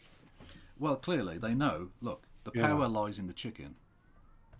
We need to, if you can control the chicken, you control the world. It's very, very clever. They know what they're doing. These.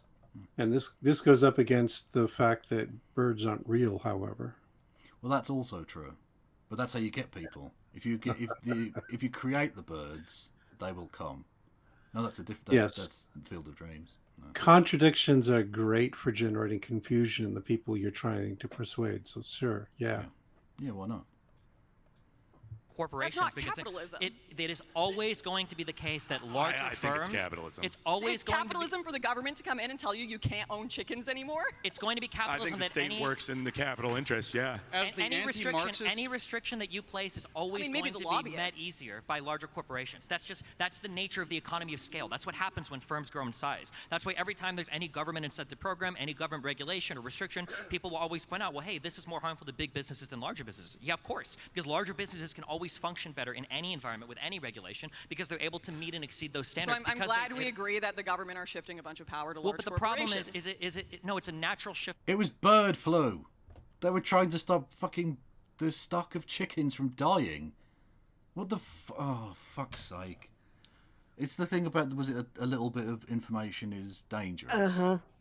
Like she has a thing where there's a kernel of truth where they were stopping free-range farming, but it was nothing about a Jewish cabal trying to help agribusiness. It was literally trying to stop Britain's chicken farms from being just decimated. And it worked, apparently. Awesome. Shift that will happen. Yeah, it's a natural shift that the World Economic Forum and a lot of lobbyists are promoting. Do you mean right. And by the way, you should go to the World Economic Forum website and look up their list of partners. It's literally most of the 1,000 largest corporations in the world are their list of committed partners. And if you watch any of the World Economic Forum meetings, they start out with basically what's like a commitment to our forward-looking vision, where they all, it's very ritualistic looking in a kind of weirdly corporate sense, where they're saying we all commit to creating this better world. And I'm telling you, like literally most of the 1,000 largest corporations in the world have signed on to this program. Where Klaus is saying, as Lauren rightly put, Klaus is not fucking like Jesus or something. Klaus wrote a book, and you're now saying it as if it's some sort of SJW scripture. Like, I don't care that Klaus said a fucking thing. Tell me about the real world. Yeah, and Schwab is not a leftist either. I don't know where this is coming from. Well, literally, I went to his Wikipedia page, and there was a quote from him. His main influence was Henry Kissinger. So not exactly like a prime leftist, let's say. Probably not. The man who I literally said I would happily fly across the sea to piss on his grave when he dies. Yeah, not exactly a leftist, I think, Mr. Schwab, if I'm fair, pointed out, Klaus is saying there are these changes coming through the world. A pointless bit of xenophobic accent work as well. Good. Always quality.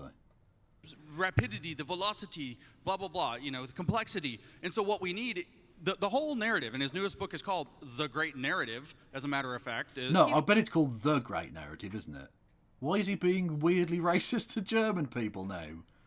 Well, don't get me wrong, as a British person, I feel very much at home with it, but it's still bad. Don't do that. He hates the word Volk, because even though it's an ancient word, Hitler used it. So, he's got sort of that irrational thing going on. I can no longer time him. I got to 11 minutes, but I'm getting distracted now. So, Kristi, but yes, he does blow V8. You don't have the staying power for Lindsay. No. Yeah. So honest. I appreciate it. He really is. So the whole point is that the world's changing very rapidly. There are all these diseases we've got to be scared of. There's the possibilities of synthetic biology that we have to be scared of. Things are changing so quickly because of AI and because of technology and social media, et cetera, that what we need is a group of people to cooperate to usher us through this. And who needs to lead that is the relevant experts leading one way or another by bringing together. And what we actually need is a set of dim-witted idiots who don't know what the fuck they're talking about. Would be a way better situation. Mm-hmm. I tell you what I need. When I'm talking about immunology, what I like to do is go to a cabbie. The cabbie knows. He's going to be an expert. He's just an everyman, right? He'll know. He'll know what to do. That couldn't go wrong. Fuck's sake. Government, foundation, and corporation in order to work in a kind of harmonized way that he's calling a public-private partnership. His goal, he explicitly says, is to break out of the existing model and into what he calls a circular economy, which is a completely different thing. Now, as far as the capitalist point goes, as the resident anti-Marxist, I will say that, yes, this is capitalism. I agree with the Marxist. But that's because, and this is where my friend... And that's because you're not really a proper capitalist and he's not really properly a Marxist. You're both just idiots. So that's why you agree, actually, but regardless. Peter and I will disagree.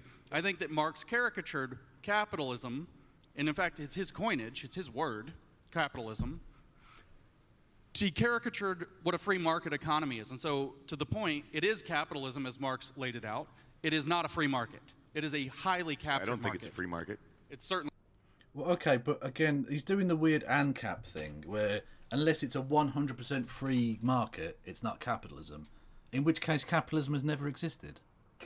Literally, capitalism has never existed and never could exist. From my understanding of Smith, when he talked about, markets being free, he was talking about, not having royal monopolies on entire industries. Yeah, exactly. Goods. He wasn't talking that there would be no regulation or anything like that. Like it would just be, the market would be free to determine its own outcome. It wouldn't be like the monopoly on wool would be owned by this particular earl. Yeah. Or even, I think he argued against the mercantilism of his own day, where the government would direct certain industries and things in a way that would be good for the national, cause or whatever, like the production of firearms and etc. for the army, or the production of ships for the navy, etc. And he was arguing against that, saying that's not a free market either. He wasn't saying there'd be no regulation. It's just that the idea that certain moneyed interests that are pre-established shouldn't dictate everything was his concept. He actually wasn't, by the standards of modern Reaganite, Thatcherite economics, he would be considered a Marxist or some fucking nonsense. Although Joe Biden's considered a Marxist by these people, so who knows? Anyway. Certainly not a free market. I just market. wanted to put some color on this. So it's not just the WEF, but Business Roundtable just a couple years ago, which is a... Did James Lindsay say that Marx invented the phrase communism? Capitalism. Capitalism, yes. That's not true, yeah. I missed that. I missed that little gem. Yeah, that one blew by me as well. Yeah, that's idiotic, yeah. That was around before he was born, I think. I'm pretty sure, yeah. Signed by a conglomeration of 178 of the world's biggest CEOs, changed from a shareholder-based primacy. So they've had this since 1978. So since 1997, they've always endorsed shareholder primacy. Now they're saying stakeholder primacy. So you're kind of arguing on free market principles and stockholder principles, but this is stakeholder. What happens when all the banks won't lend to you because now you're a sin stock because your ESG score isn't good enough? Is that a free market? I mean, if there is money to be made, you will be able to raise funds to do it. Unless we're talking about some government crackdown on loans or some crazy authoritarian reach into banks that doesn't allow you to lend money to people. If there is money to be made, I like it's the idea that the SJWs have got the boot on the neck of the poor capitalist. Capitalists will invest in a child mincing company if it makes them money. They don't care. It's never been any different to that. They'll get away with exactly as much as they can, and they'll even break laws and pay the fine instead because it's more profitable. They don't care. Kevin, my lunch hours are usually taken up with bullying capitalists and the private bank across from where I work into doing my leftist agenda. What are you talking about? I regularly do atomic wedges on Elon Musk. Fact. But that's just because he's small. It's easy. You have any thoughts, PZ? You're being quiet. No, I'm just sitting here stunned at this whole so-called better discourse. Okay, I'll check back in. Better or worse than Danzig? It's got more endurance than Danzig, True. but not the intensity of Danzig. Exactly. It's Danzig's like an espresso, and Yes. this is like a full big grande piss water coffee from Starbucks. I guess I would Yeah. compare it to having a Band-Aid ripped off versus like having Novocaine in your mouth and being numb on the side of your face for 4 hours. Yeah. Yeah, I was going to compare it to a very sluggish, slow, and painful enema. Yeah. Well, it's Wow, yeah. That's, you win. Yeah. That's, On that bombshell. I Is was not that- expecting Yeah, that. but we're always talking about this, and it's never happened. It's Instead, in we're the pointing three to like princip- we're it's we're in the pointing three to principles we're- on the we're- WEF website. That's- It's I'm literally sure about if- formalizing a public-private And I'm sure partnership. Starbucks says they love all their employees and treat them with love and respect. So what you're saying is the obviously, WF if I go- lies? What I'm saying is if you talk to a bunch of billionaires, Yeah. of course they're always going to be talking about how to create and shape a better tomorrow and future. Of course that's what they're going to be talking about. But the question is like, is it actually happening in a way that's detrimental to what we see in society? Like, are there actually examples of like, this company used to be really good, and now because of the pursuit of ESG scores, now they've tanked completely, but we're all forced to buy the stock anyway. Disney. Like, Well, we've had Wow, one word. You win the argument there, James. Bravo. Brilliant. Shortest answer he's given so far. Disney. $35 billion down. Disney, the largest company that like owns like 80% of new films coming out, is your go-to example for a failing company? We'll see how that goes, won't we? The missile just Yeah, they're absolutely fine. Quaking in their boots, Disney. Tell you who's not fine. Quaking. Yeah. Tesla stocks. They're fucked. Yeah. Yeah. Elon's going to have to recalculate how much of his Tesla stock he's going to need to collateralize for that Twitter purchase, I think. Boy, I'm never going to James for investment advice. That's for sure. just hit them last week. What are you talking okay, about? wait. So okay, so It's if like the Titanic took hours to sink, man. I want to get a commitment here. So you're telling me what you think in 5 or 10 years you think Disney's going to be gone or out of business? You really believe that? I don't know. That's why I said we will see. You're so full of shit. Oh, God, it annoys me. What a fucking coward. Say the thing you believe. Yeah. Or the thing you want, or whatever Hedge. the fuck this is. He's like Homer in the hedge, disappearing behind it. Yeah, exactly. Ridiculous. This is like the standard. I hate pundits that do this. You guys will make these huge predictions. You Yeah, know but it's most ridiculous. pundits also haven't You, read literally all of the fucking books. And yet even though you've read them all, you won't give me a prediction, right? Well, maybe it will, maybe it won't. You're engaging in the same behavior that you criticize these people for when you talk about like, oh, well, they're saying there's all these diseases that are going to kill us, and now you're here saying like, well, I think Disney's going to go out of business. Really, you don't believe that. No, You're just I saying said it because that it sounds Disney lost $45 billion in value in 2 weeks as a result of their S-score raising social policy that they blurted out online. That's what I'm saying, that they took a $45 billion hit. Yeah, and they'll probably make it back in a month. Like, who cares? The stock market is down generally. Yeah. And it's been very choppy and down lately. Yeah. And what does he want? He wants all companies to be immune from any kind of public criticism. Because that's all that's going on is people are criticizing them and people are saying, yeah, they make some good points and maybe we shouldn't invest here. That's it. Also, they shouldn't have any social responsibility. No, of course not. Yeah. Indeed. Over their stupid ESG compliant policy. That's all I said. I'm not talking about if they're going to go out of business. I hope they go out of business. I hope they burn. Look at Facebook stock after they went after Meta. What? This is probably over like $100 billion in change in terms of like that stock tanking. I mean, like when you start talking about like shareholders and stuff, so Elon just offered like a 40% premium on the value of Twitter stock, and it went real weird real fast. So you start talking about like shareholders. We're to the point now where we're about to see a massive fiduciary responsibility lawsuit that's going to make or break how this goes going forward. So you're asking me to answer questions that cannot be answered because the door literally just opened. But if the door had not been opened, I can tell you exactly how they would go, is that we would continue to march into this sweet, sweet good night that looks exactly like the Chinese captured market system. Oh, for fuck's sake.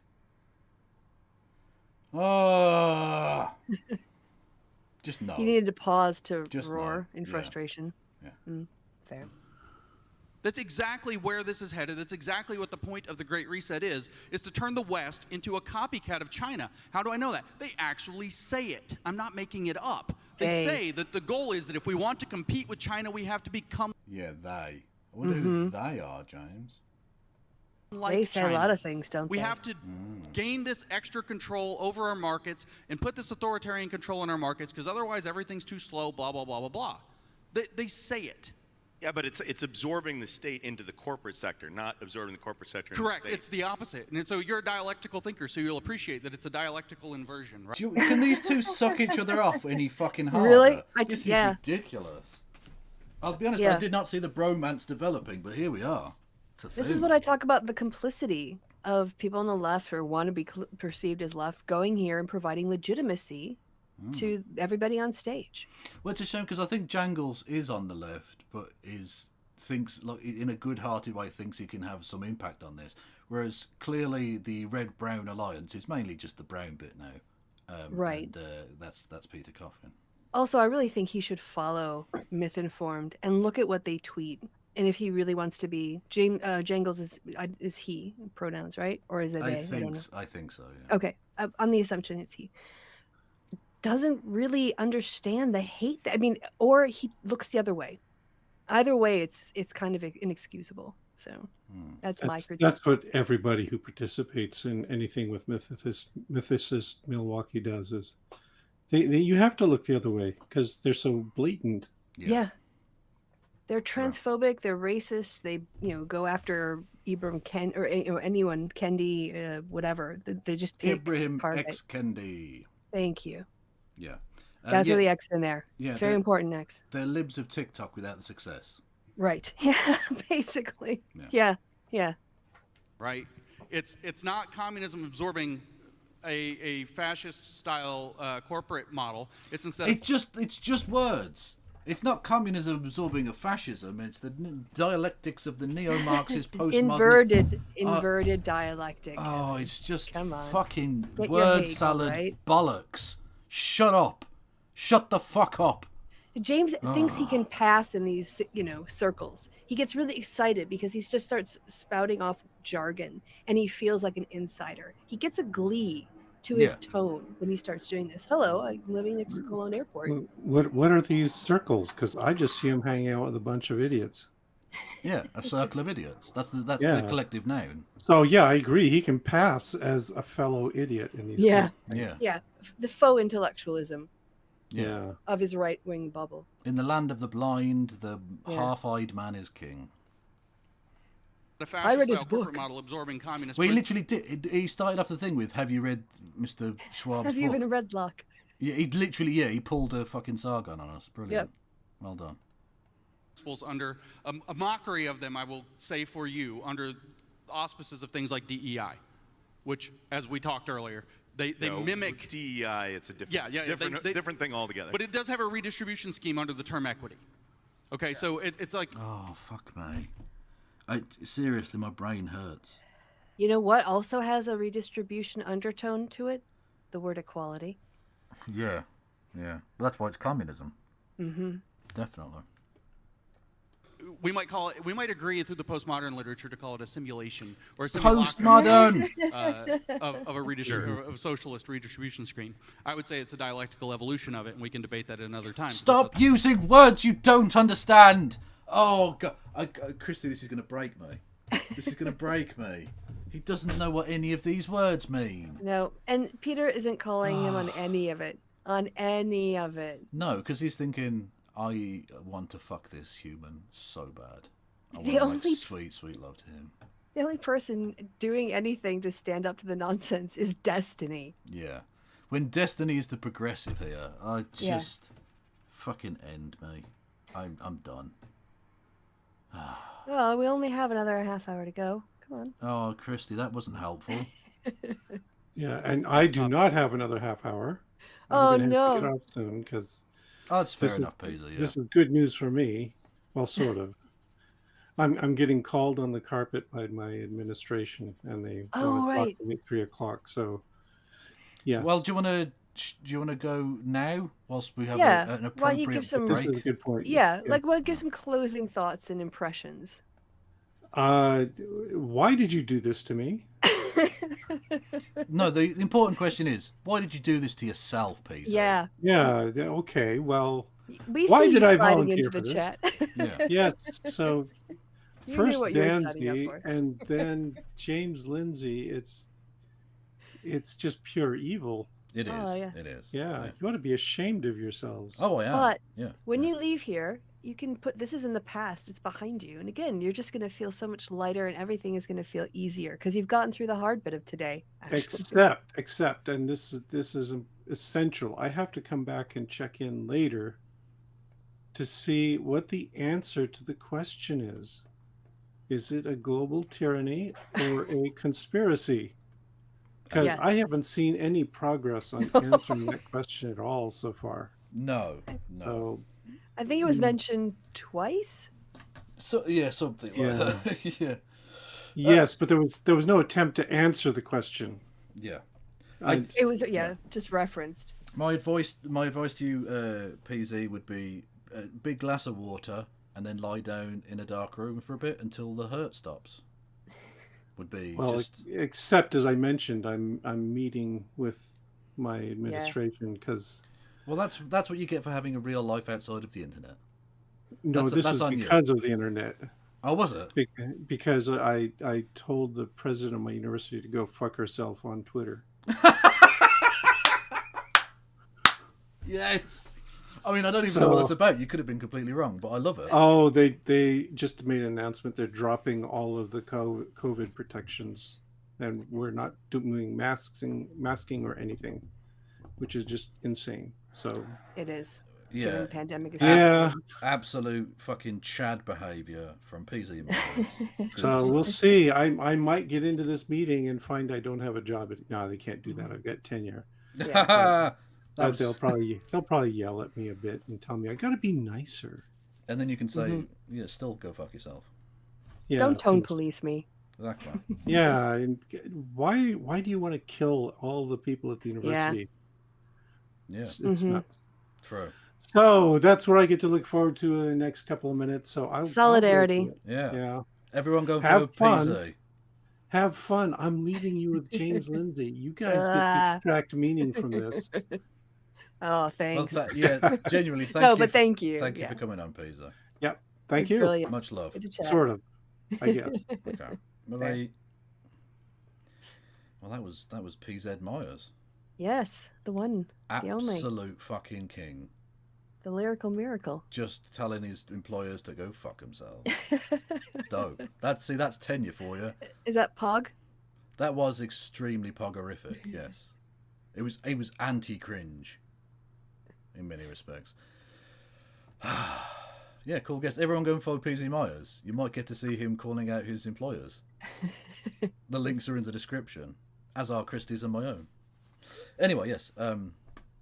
We haven't had any stiff dicks of poop tonight, which is disappointing in many respects. I love that we're going to mainstream this. Yeah, the stiff dick of poop. Somehow, stiff dick of poop. True. When eventually the Ukrainians get enough of him and just fucking and just absolutely slap him. Someday we'll have an Urban Dictionary entry. A stiff dick of poop. Yeah. Yeah, you can make the stiff dick of poop happen by going to the Streamlabs link. Which again, I did not even set this as a thing, but it works. If you go to the Streamlabs and donate, the stiff dick of poop happens. So you can make that noise happen, which will confuse and annoy me. And what's better than that? And I don't even hear it. True. So you are correct. It's a dialectical inversion. It is a fascism absorbing a communism, roughly, whereas a fascism absorbing a communism. Oh, see, if PZ were here, we could ask him about cells and stuff, but yeah, it's weird. Yeah. I wonder if they made the spiders mask up. China, you had a communism. How'd you keep spiders from social distancing? I wish I'd asked him. That's a question of the ages. I wish I'd asked him. We had a spider expert on, and I didn't ask him. You missed it. The doors, the window's closed. Yeah. Doors shut. True. Moment's over. That's opened up to a fascism within it.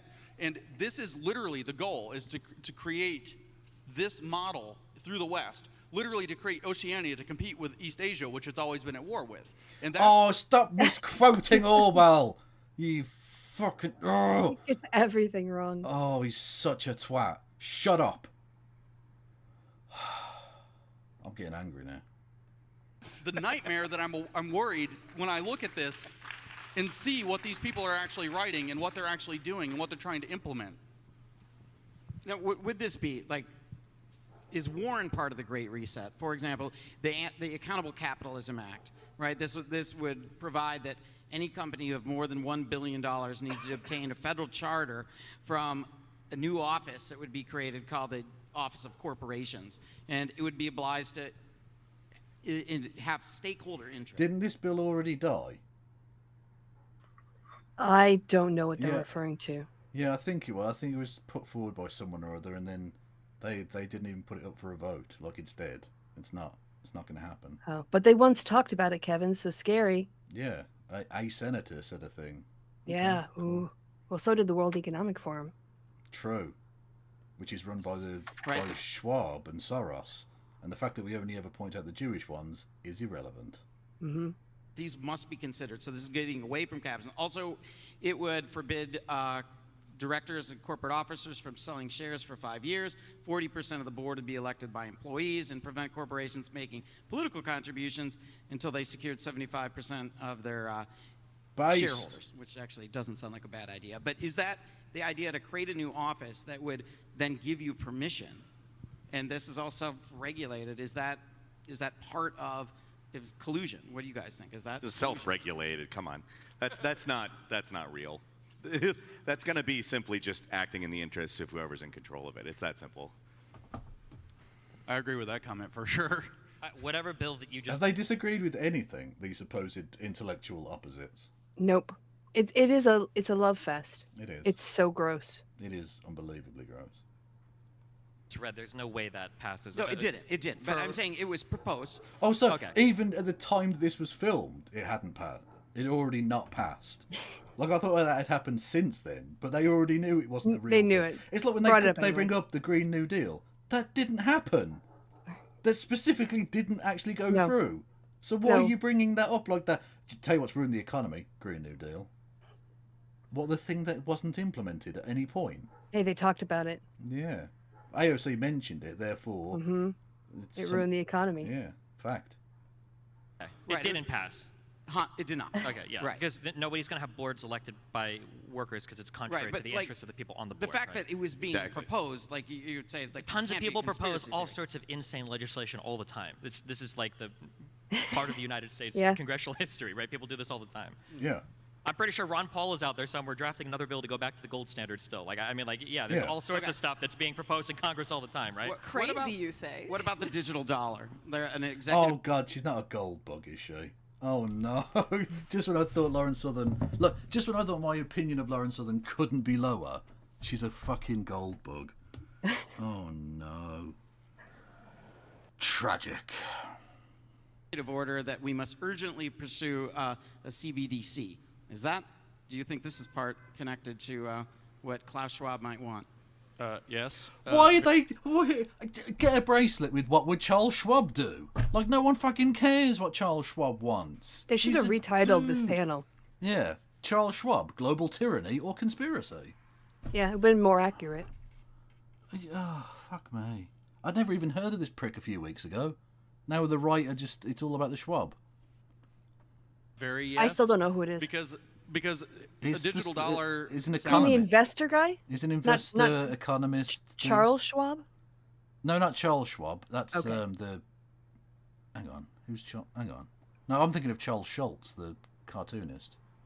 Anyway, doesn't matter. They're talking about some fucking economist. I looked him up Okay. earlier. I couldn't find his actual religious affiliation, but like I say, his parents escaped right, the yes. Third Reich, and Yeah. he cites Henry Kissinger as his, like, you know, go-to dude. There's some strong, like, hints of Jewishness, maybe, in that guy's family situation. So yeah, again, they're just it's a new version of Soros posting. Oh, right. They've got to update the Soros narrative. Yeah, they found it. They found their Okay. new, because Soros is going to die soon, so they found Right. a slightly younger Jew to have a go at. Yeah. He's only in his 60s or 70s or whatever the fuck it was. Sounds great, and you say cool things like, crypto, or they say cool things like blockchain, and it sounds super secure, but they've already explained that they want this digital dollar to be programmable. They want to be able to dictate what you're going to spend. So remember, we were talking about central planning. I got made fun of earlier. They want to be able to dictate what you can spend that digital dollar you're an on. idiot. So maybe your digital dollar can only be spent over the next 30 days. So they can implement negative interest rates. Maybe they can say that they're going to will only allow you to spend these dollars on, say, you can only spend $55 a month on meat, and then everybody after that. Jews. He means. Oh yeah. Oh yeah. Bankers. It's potatoes for you. When you start talking about programmable dollars, and if you've been to China, I've been to China many times, they can turn off your dollar. Is that true? I don't think he's been to China. I would be very surprised. But he's And been if to it China was- many times. That might be twice. Yeah. You can go to the store and they can tell you, well, you can't spend money today. You can't buy a plane ticket today. You can't buy a train ticket today. You can watch. Yeah, they can do that with capitalism as well. Yeah, you can do that with cash money or your credit card, Yeah, your if- debit card. If you're poor, they say you can't have this train ticket, you can't have this food, because you're poor. It works quite the same way. Watch this propaganda video, and then you can buy a train ticket.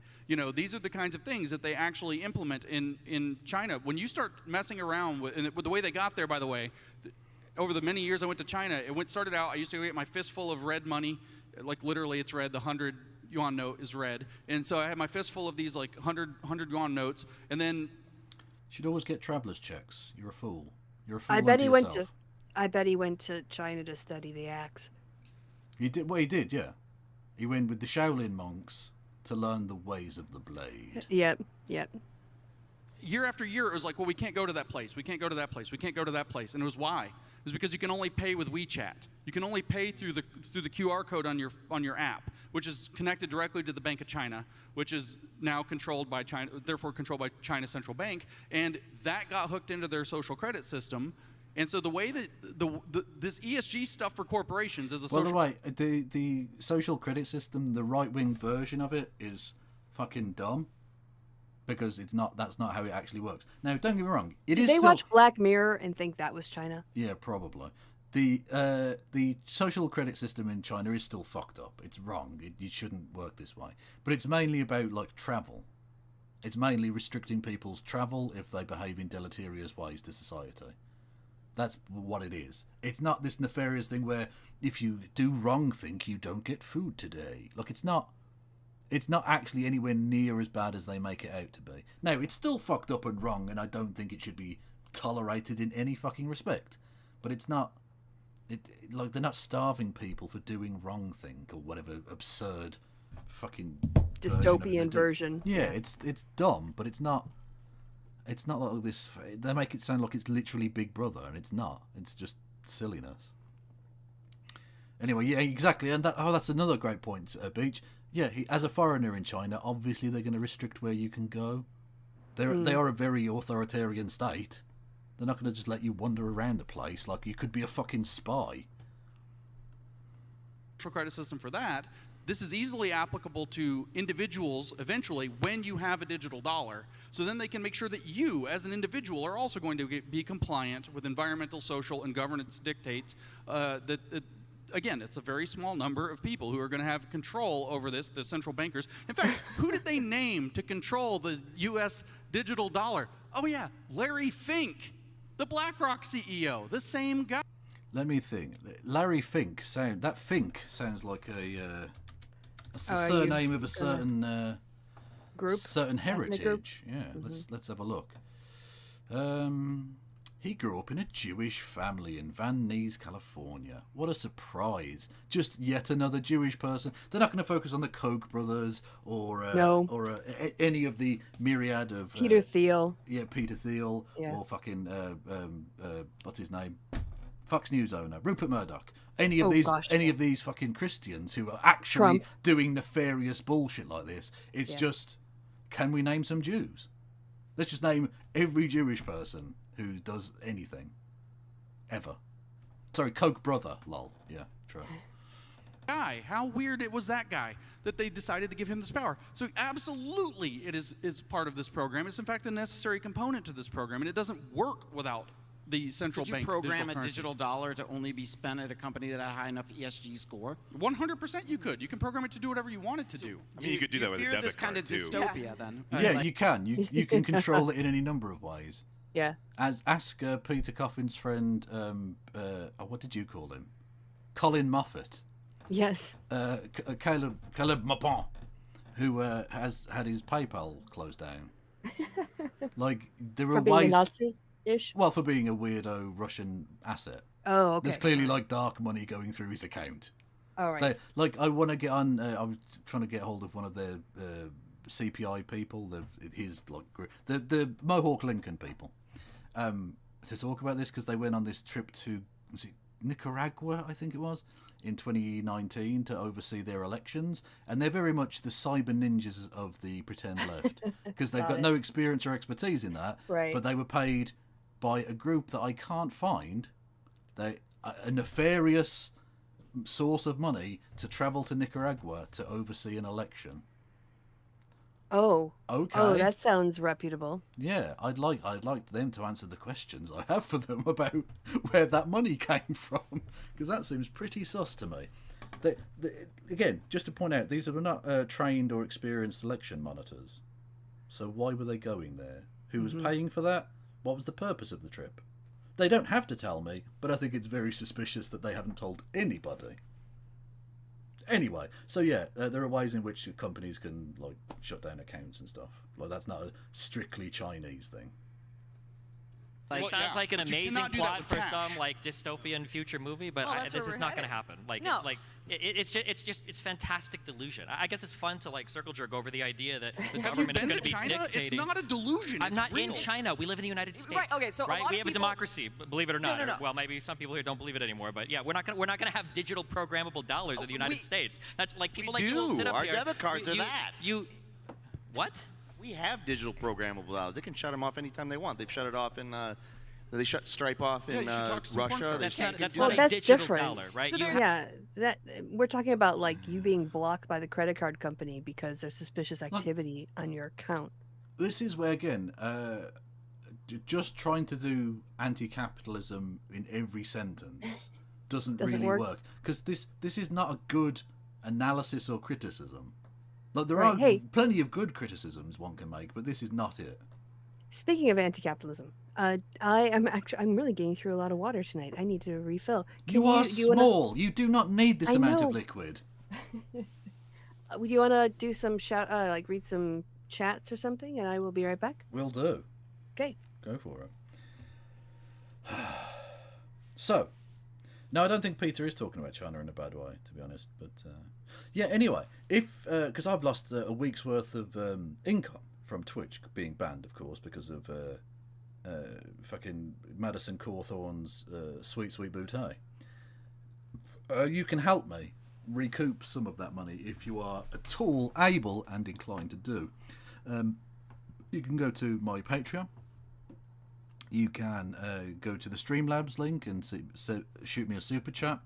I also have a PayPal you can pay directly into. All of which would help enormously, because things are going to get fucking tight at the end of the month now. You know, because I be poor, yo.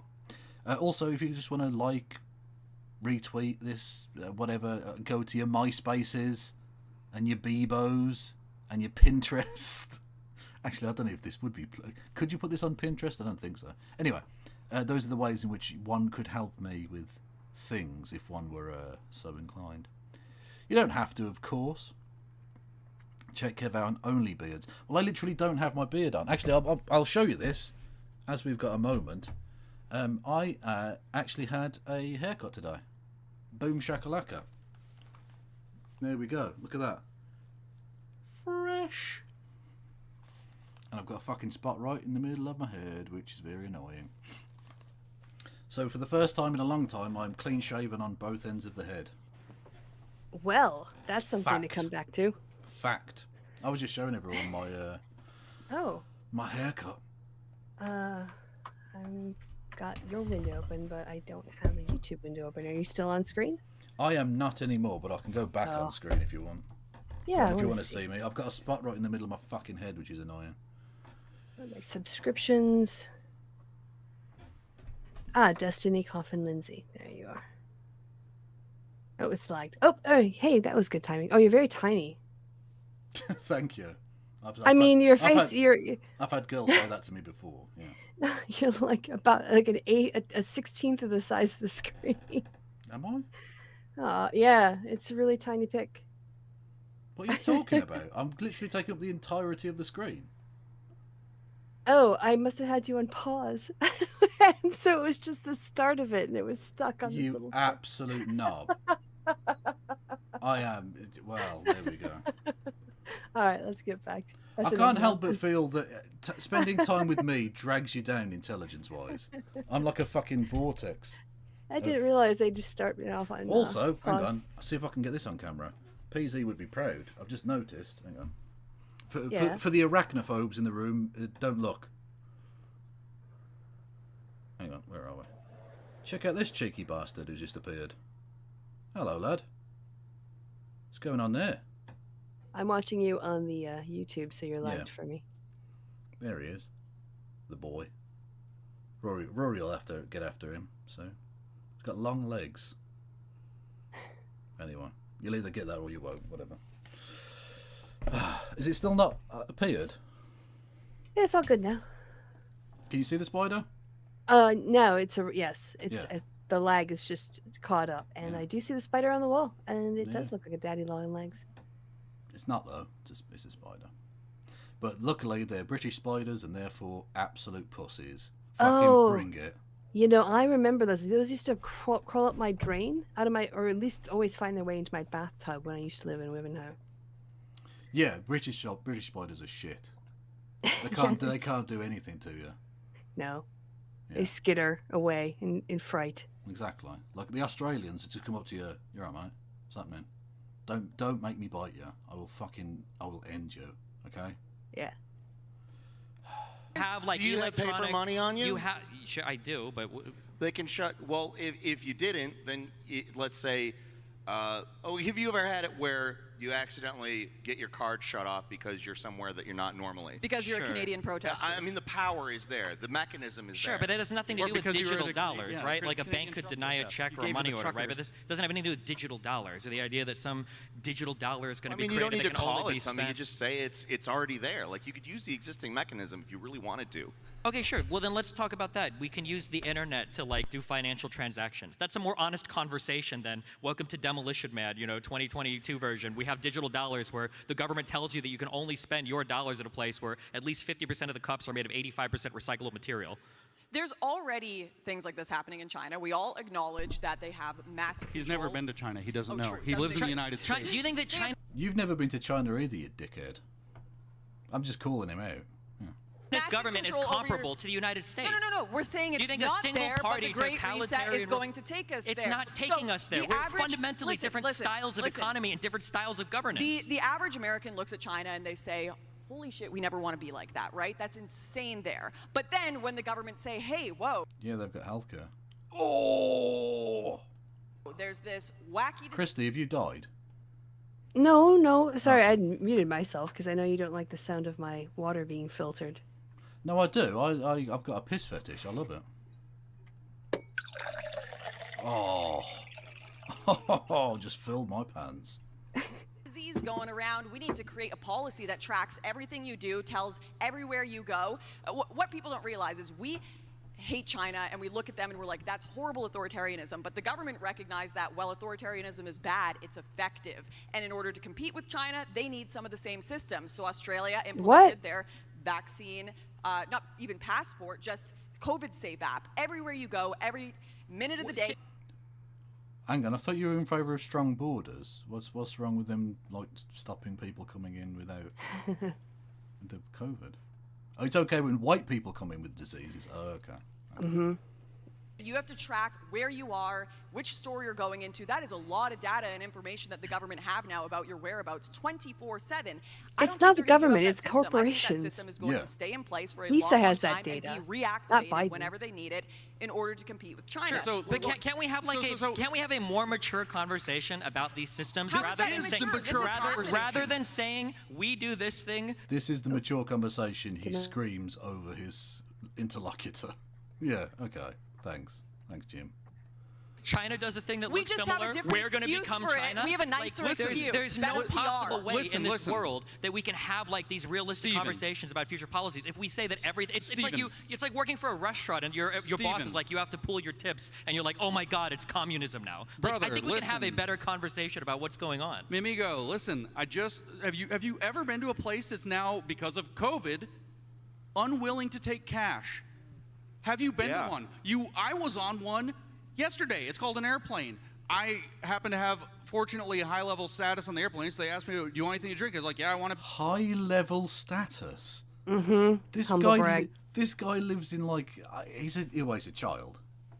He's a child. It's ridiculous. Because I'm so super awesome, they asked me if I wanted a beer. And because I'm over 21, I said, yeah, I'm going to have 2 beers. I'm a rock star. I was upgraded to business because of my miles. True. Beer, so they give me a beer because I've flown so much. They give me a beer on an airplane as my prize for flying. Your points. Yeah, I have so many points. They give me 1 beer on an airplane now. This is what I get. That's not And so the guy high-level sitting next status. to That's me just was flying like, a I want a lot. vodka cranberry. And the lady comes back with the thing and was like, all right, so it's $5 or whatever, but we just checked, are you so-and-so, and checked the identity, yeah. And he said, well, you don't have a credit card listed on the app, so you can't pay for the alcohol. This has So we nothing can't give it to to do you with the because we've gone coronavirus. completely... Yeah, that's just the plane company had a system that you have to register a thing with. Yeah, I mean, you can argue that shouldn't be the case. I quite agree with you. I think whilst physical cash is legal tender, they should have to take it, I think. COVID restrictions, I suppose, applying, but whatever. This is just the company don't want to deal with any of that nonsense, so they've got an app that you have to register a card with. Which presumably you use to buy the ticket for the plane, so... Oh, I don't Probably have I one. don't know, But most people who fly... Also, well, I'm just going to they're take kids. things that probably didn't happen for 500, please, Ollie. Really cashless. It's cashlessness came from Cashlessness coronavirus. is, because then It's you're what stuck was on Oh no, I expedited. couldn't buy a I've flown drink lot on a too. plane. Lots of airlines. Also, what she's now going cashlessness is bad. What we need is the gold standard. Brilliant. Thanks, Lauren. I'm gonna take macroeconomic stances from you. Definitely. Airlines were cashless. Delta was cashless before the pandemic. But where it they was won't accept cash. expedited. This is what the Great Reset is. It is using COVID to expedite a bunch of digital identity. Also, can I just point out, they were using the phrase Great Reset before COVID, so they've just added COVID to the conspiracy mix now. It's Yeah, just they're recasting it. Yeah. control Also, over it's our fine life. to ask for identity from the government when you want to vote, but not what? Yeah. I thought you liked identity cards and proof of identity. Well, when black people are trying to have an impact on the world, yeah. Yeah. Please. Poor people deciding stuff. No. Don't be silly. We can't have democracy. Tracking of us, it's all expedited through COVID. So then- it is stuff that's Can we- already is it- happening. is We it- can witness, we can track, absolutely. Can we not separate out this like weird idea that we're doing it for some authoritarian shadowy reasons versus there is a lot I versus think they think, no, I you think they think think that so the sorry. I generation- almost Oh, finished this. gosh. Like, isn't it just possible that as technology evolves and people are looking for convenience in more places, that some things end up For getting sure. streamlined? Do you think They it's about think- convenience and no. not about making money? I think it's both. People Yeah. want convenience. How many people? It's the way you pay doesn't really make any difference. The profit motive still remains regardless. But- It's just this is a more convenient way of just physically interfacing with that transaction. Look, how many people every single day scan their own groceries Yeah. and do their own payment transaction to avoid standing in a line? Yeah, I very rarely do cash payment unless it's like, a pound or whatever, like you're just going through a paper or something. Like We've all just become employees of Yeah. the company working for 2 minutes for free. I go to the thing and when I go to a supermarket I always queue up. But you do the payment, you just beep your card across the thing and it just takes the money from the account. You don't Yeah. fuck around with it. It's very convenient. Yes. So it's not- And it's fast as Yeah. well, which means they get more transactions done per hour, which means they make more money. Yeah, exactly. Yeah, it's capitalism. It's just happening. It's not actually any better or worse. It's just a more convenient, not better and worse in a moral sense. It's just more physically convenient. Rory Katz, I'm gonna fucking kill you. Shut up. people like picking up their Google phone and then they click their Google Gmail that goes right to their thing and they can push one button and they can access all of their cash. So and, I'm sure I understand that there is problems with centralizing this much stuff around certain corporations, but you don't need a shadowy government 20 people to do it. Agree. You just need a bunch of people that want convenience in their lives that technology. Yeah, call us the law of convenience. I think the right wing have done themselves a massive disservice by portraying this as a conspiracy theory. They talk about it like it's all shadowy. It's not. It's all out in the open. It's all being talked about. Of course, the government and corporations. Oh, she's the sensible one. It's not a conspiracy, except. And then, she goes on to describe a conspiracy. A conspiracy, yeah. A lot more power, and of course, a lot of them think they are the good guys. In order to predict black swan events, we have to have control over our society in order to, better outcomes. We need to be able to track everyone so we can do contract tracing. If there's a worse disease that outbreaks, we need to have digital ID. We need to bring in all of these things for the good of the people, right? But then one of the last chapters in Klaus Schwab's book is... Oh, fuck. If I hear Klaus Schwab fucking invoked one more time, I'm going to crack. I'm honestly surprised they didn't all bring their book to the reading group discussion. It's a Charles Schwab reading group. Yeah, like she's going to pull out the book with tabs, post-it notes, with pages highlighted with things she was going to say on stage. Oh, no, ridiculous. James, too. This becomes a dystopia. And he talks about, this could be abused, this could be misused if it's in the hands of a centralized power. And that is what the problem is. Every villain in every good story thinks they're the good guy. Yeah, but you could argue this could happen in either way, right? Like some people are arguing for more centralization and, oh no, that's horrible. But you could just as easily argue the other side where people are arguing. Hang on, why are they trying to demonize the guy if even in the book he says, well, this could go badly? So he's just outlining a thing. He's not like some nefarious evil monster. All right, but if they turn him into an evil, nefarious monster, then they can grift off of it. True. Arguing to decentralize things, and that ends up horrible. Look at what happened to... I just realized where I am. Look at what happened with Texas's power grid, right? During the last huge snowstorm shit. They have a unique independent market where you have like these different buyers and sellers of energy, and because they're incentivized to only function in like a short-term window, their energy market totally fell apart. People were paying like $1,000 to heat their home for one night. Now, I'm not saying that happened? I'm not saying this. Their ESG scores are fucking great because they have windows. Oh God, fuck off. No, they're not. No. But I'm not saying this to say that like free markets are bad or centralized power is good. I'm just saying that like you can go too far in either way. We can't just say like unilaterally all forms of centralizing anything are always going to be bad when free market stuff can be bad as well. Like we need to be a little bit more intelligent. But free market stuff is harder to abuse. I disagree with that. Absolutely is not true. Corporatism, sure, like massive. I actually think that this is... It's corporatism, not real capitalism. It is just an acceleration of what we've been on the last 30 years. I don't think that this is something that is new. I don't think that this is something that we need to look at as like fundamentally different or a big change. I think it's stuff that we've been seeing accruing over years. And I think that comparing it to China isn't necessarily perfect because I think that a lot of these things came out of the incentivized market as put forward. I don't think that... I don't necessarily think that planning is an evil thing. I don't think that it is an issue. But I think the issue here is not so much that it is planning. I think Destiny just looks depressed. Again, just staring off mid-distance. Well, he should. He shouldn't appear at these events. Yeah. Oh, true. I agree. Or do most of the things he does. Anyway. That it is centralized power over the planning. Whether it be corporations or government. And I think that that's the direction that corporations have been heading in for decades. And well, it's always been the direction, but that's what the point of them is to get more and profit more. Yeah, and just to bolster your point, by the way, Klaus Schwab published his first book in 1971, so 50 years. But Destiny, why? Okay, who cares? It was another Schwab, name drop. Gotta make sure you get that in there every 10 minutes. Yeah, or he doesn't do his commission. Are they being paid by the Schwab tonight?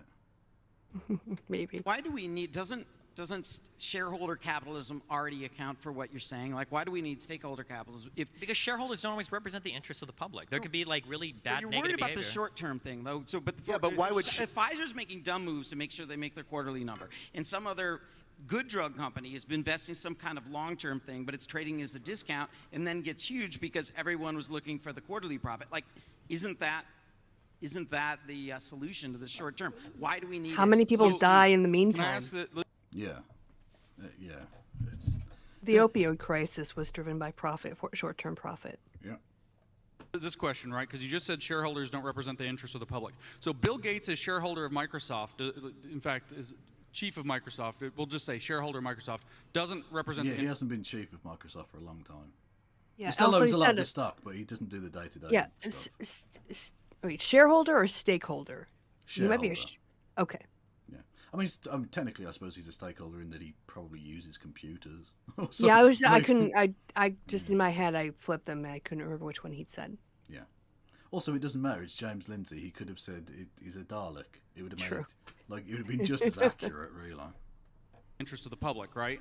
But Bill Gates, stakeholder in, say, virus technology. I know we did say that stakeholder. Okay. All right, both times. I think so. Yeah. Okay, Just so an then idiot. he's getting it wrong. All right. Yeah. Represents the interest of the public all of a sudden. How did that shift occur?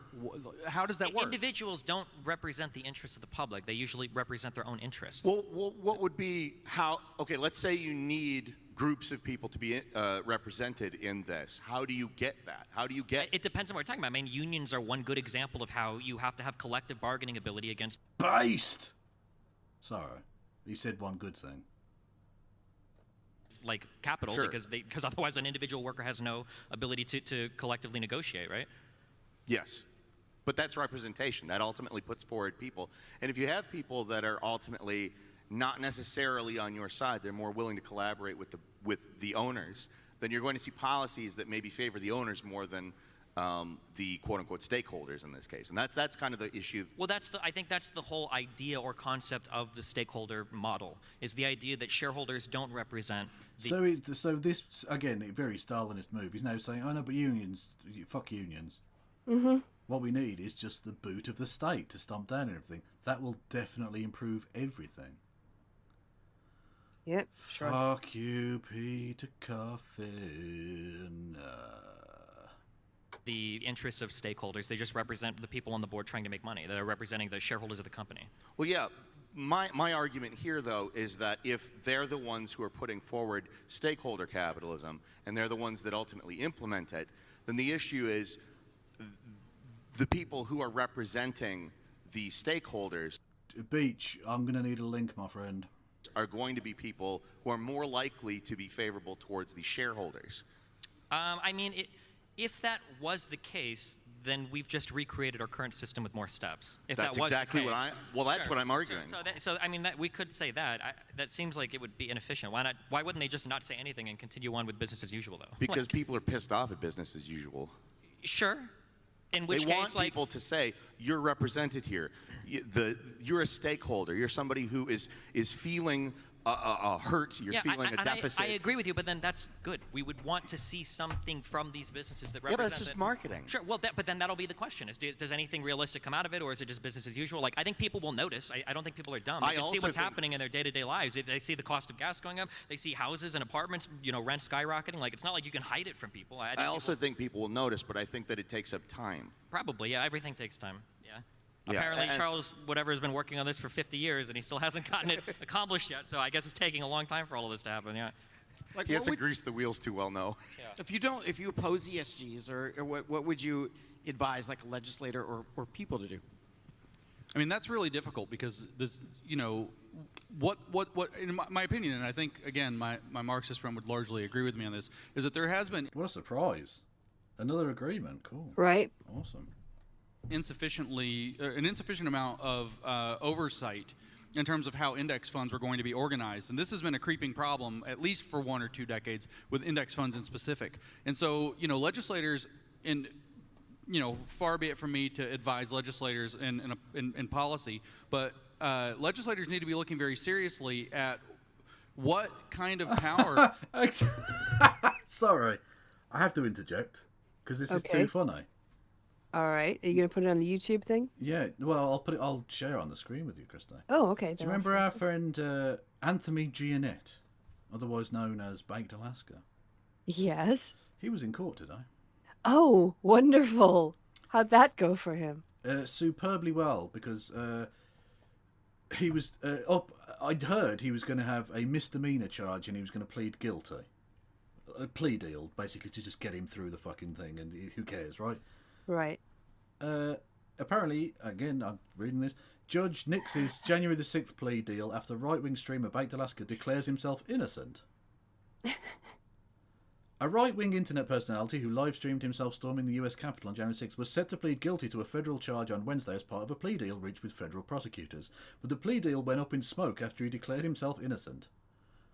What an idiot. What a fucking idiot. Anthony Giannett, also known as Baked Alaska, was set to plead guilty to one misdemeanor count in which he would admit to willfully and knowingly paraded, demonstrated and picketed inside the Capitol. Giannett was charged just one day after the Capitol attack and arrested in January 2021 and originally faced charges of entering and remaining on the grounds, But the deal went out of the window at a hearing on Wednesday after Judge Emmett G. Sullivan asked Giannett whether he was pleading guilty because he was in fact guilty.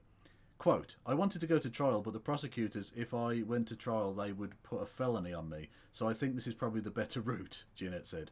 I believe I'm innocent, but they're saying if I go to trial, they're going to hit me with a felony. So Sullivan has said he's set the trial date for March 2023. This is going to go on for another year now. He's an idiot. He had a plea deal that just a smack on the wrist and he'd be absolutely fine. Just now, own it. Dude, you were there. You were live streaming. Now he's going to get a felony charge again. What a fucking twat. He's the dumbest cunt, man. Oh my God. What a fucking loser. It's not like they're going to have a hard time finding him guilty. Oh, that is... Yeah, exactly. Literally just show his own fucking live stream. It should be the opening statement, the entire prosecution's case, and the closing statement. Yeah. Just play the live stream. Our opening statement and our closing statement is his own video. Yeah. There you go. Okay. Fuck me. What a boob. Honestly. That is incredible. I love it. Love it. So yeah, enjoy prison, you bitch. These index funds can actually exercise over an otherwise freer market. I won't go all the way to say free market, and to start kind of possibly intervening to the point where it could be seen as a form of, racketeering or cartel behavior to organize around a very narrowly defined ESG metric. I wouldn't even care if there were ESG metrics personally, if there was any mechanism by which competition into what defines an ESG score was introduced into the ESG system. If there was 20 different definitions, then maybe we could hash it out and see if it's worth doing. But right now we have a very narrow definition that's controlled by a very small number of interests, which I think that if you start, of course this is executive branch, not legislative branch, but when you start... Ori, and you put some fucking respect on it. The song is, we love our cops, our law enforcement. Right. We love our military, they're important. Okay? Hey, PZ's back. Did you get fired or pretend fired? You want to come back on, PZ? Yeah, you got the link. We're in the same thing if you want to come back on. But, I mean, I can understand if you've had a thorough dressing down. Yeah. We did sick Dancy on you first thing. True. That wasn't even planned. That just happened. When you start having cartel behavior organizing across corporations, then legislators can take steps to make certain things that have not been regulated or illegal. They can make those things. Welcome back, PZ. Oh, I'm going to regret this, aren't I? Have you ever heard of Danzy Sings Big? I can always quit. I mean, didn't she do one to Your Sex is on Fire? Yes, she did loads. Yeah. Oh God. Yeah. It's like Wrecking Ball, but to Sex is on Fire. True. Things illegal or bring regulation to them. Executive function, if it weren't also playing along with this game, like I said, the Securities and Exchange Commission has already decided to go along with this, could very easily step in and say, wait a minute, this actually hinders a freer market. This actually is a captured market. This is even, possibly a racketeering-based market, and we're not going to allow that. And we're going to start breaking up some of these big investment firms and spreading that back around, or we're going to get rid of proxy voting or change the rules around proxy voting so that it is the individual shareholders, that I could call up and say, BlackRock, you manage my assets, and here's my opinion, or whatever. Right now, I guarantee you cannot do that. They do not give a crap what you think. And you've actually given over your proxy voting power, which that could be returned. These are ideas that could possibly be brought to bear on this. Do you want to just should we just get rid of institutional investors, or do people need to go back to buying stocks? Do we outlaw index funds? Because this type of behavior. I didn't say outlaw them. I said that we should be looking at the way that they can be misused to capture markets and to concentrate power and to regulate around everything you're saying is still misused. If I have a fund and I'm allocating so much money across different sectors, I would expect these people to be making certain types of demands on behalf of these companies for the fund to perform well. I don't understand. Is your suggestion just that index funds that operate in ways that increase the performance of the index funds by voting accordingly across different corporate boards should be outlawed? I don't understand what the solution is there. But as we're still going in this, go line up if you want to ask a question. So I started by saying, far be it from me to advise policy. What I'm saying is that what we have is a situation where people who are actually geared to study this policy should be stepping in and making certain behaviors illegal because they are capturing a market. What kind of behavior? What do you mean? What is a bad behavior? Well, here's a bad behavior. Telling people that if they want a satisfactory score to have their company represented by this gigantic program of ESGs, that they have to freaking hire a $1 million a year ESG. Not $1 million. That's still a lie, James. It was a lie the first time you said it. It's still a lie now. ESG officer that implements that and only that policy, because only that ESG officer is qualified to dictate what actual ESG policy looks like. Why wouldn't a fund have the ability? If you really made $1 million for going to a company and just telling them how to be less shit, sign me up. Yeah. How can I get that job? I'm going to contact James Lindsay and ask him, because that sounds like a cushy, soft gig. Yeah, almost like he's talking shit. Unfortunately. And he's still just talking hypotheticals. What? Yeah. What are we? He doesn't know anything, so he just invents things. It's very annoying. That's it. It's the detachment from reality that makes his arguments so uncompelling. To decide who they want to invest in, and maybe set some qualifications for that. Different funds because they didn't have to bake the cake. What? They're a private business. They can do whatever they want. They didn't have to bake the cake. They can do whatever they want, but if they decide... No, the cake wasn't gay. What? That's just silly. Would you, well, that's the question. Would you bake a gay cake for a straight couple? That seems like a conundrum to a homophobe to me. Exactly. A homophobic baker. Exactly. To jump through that hoop to gain that institutional investor, maybe they think that decision isn't something that would be negative for the company. There's tons of capital out there. Jesus, if you go to California, you can get $10 million to fund any crazy random idea that you have. Try to do it. Sacramento is the capital of California. Hey-oh! With a bad ESG score. Try to get investment capital with a low ESG score. I promise you that if you have $1 million or a $10 million idea, an ESG score is not going to get in between you and some angel investor. Have you talked to any of the people that actually do this? That actually try to do startups? I lived in these environments, in these tech worlds, in these gaming worlds where there's all sorts of money. I know that all of you know this, okay? Or maybe you don't, but there are so many millions of dollars. You're talking about a very small group of people. But that would change your mind. So are you. Losing loans because of the ESG. Yeah, wasn't Lindsay saying 20 people run the world earlier? What the fuck? That's not a small group of people, though. That's fine. That's awesome. Score is too low. There's we don't get to have the intelligent conversation because it's some weird conspiratorial thing. Okay. We can have What's the conspiracy? Well, then let's ask. The conspiracy. Let's take the first. The conspiracy is you've named 3 people who run the world and they're all Jewish. Yes. Yes, but are they getting to the question? Are they deciding whether it's a tyranny or a conspiracy yet? Oh, Kevin had an alternative suggestion for what this panel should have been called. It was Klaus Schwab. Global tyrant or conspiracy, because they've mentioned him a million fucking times. More often than the Great Reset. Yeah, far more often. And they actually quote you. You may have missed it, I presume, but they mentioned whilst you were gone that in his book he literally writes about how it could go wrong if it gets too centralized. So he's not actually like some nefarious schemer who's plotting to do this. He was just outlining some changes that might happen. But he doesn't like. He must be a communist. Yeah, well, it's ridiculous. Yeah. He's just an economist who does some work. Like, okay. Yeah. Okay. It's not actually that interesting. I don't know why they keep talking about it. that there is some company that's forcing ESG scores onto people in order to have more like black, trans, environmentally friendly employees or something, right? When the reality is that large institutional investors that have shares across lots of companies are probably going to be incentivizing those companies to act in ways that synergize with their funds. But this is what you would expect any institutional investor to do. If I own 2 companies and I have a 50% stake in both, I'm going to be making sure that these companies are synergizing well with each other. That would be the expectation. Now, if we want to be opposed to institutional investing, that's a separate conversation, but I don't think anybody wants to take the step to say that we shouldn't be able to buy index funds or ETFs anymore, because now you're talking about radically reshaping U.S. capital markets. You're a very dichotomous thinker. But it's either we. You think the Marxists would pipe up at that point and go, "No, I am saying that.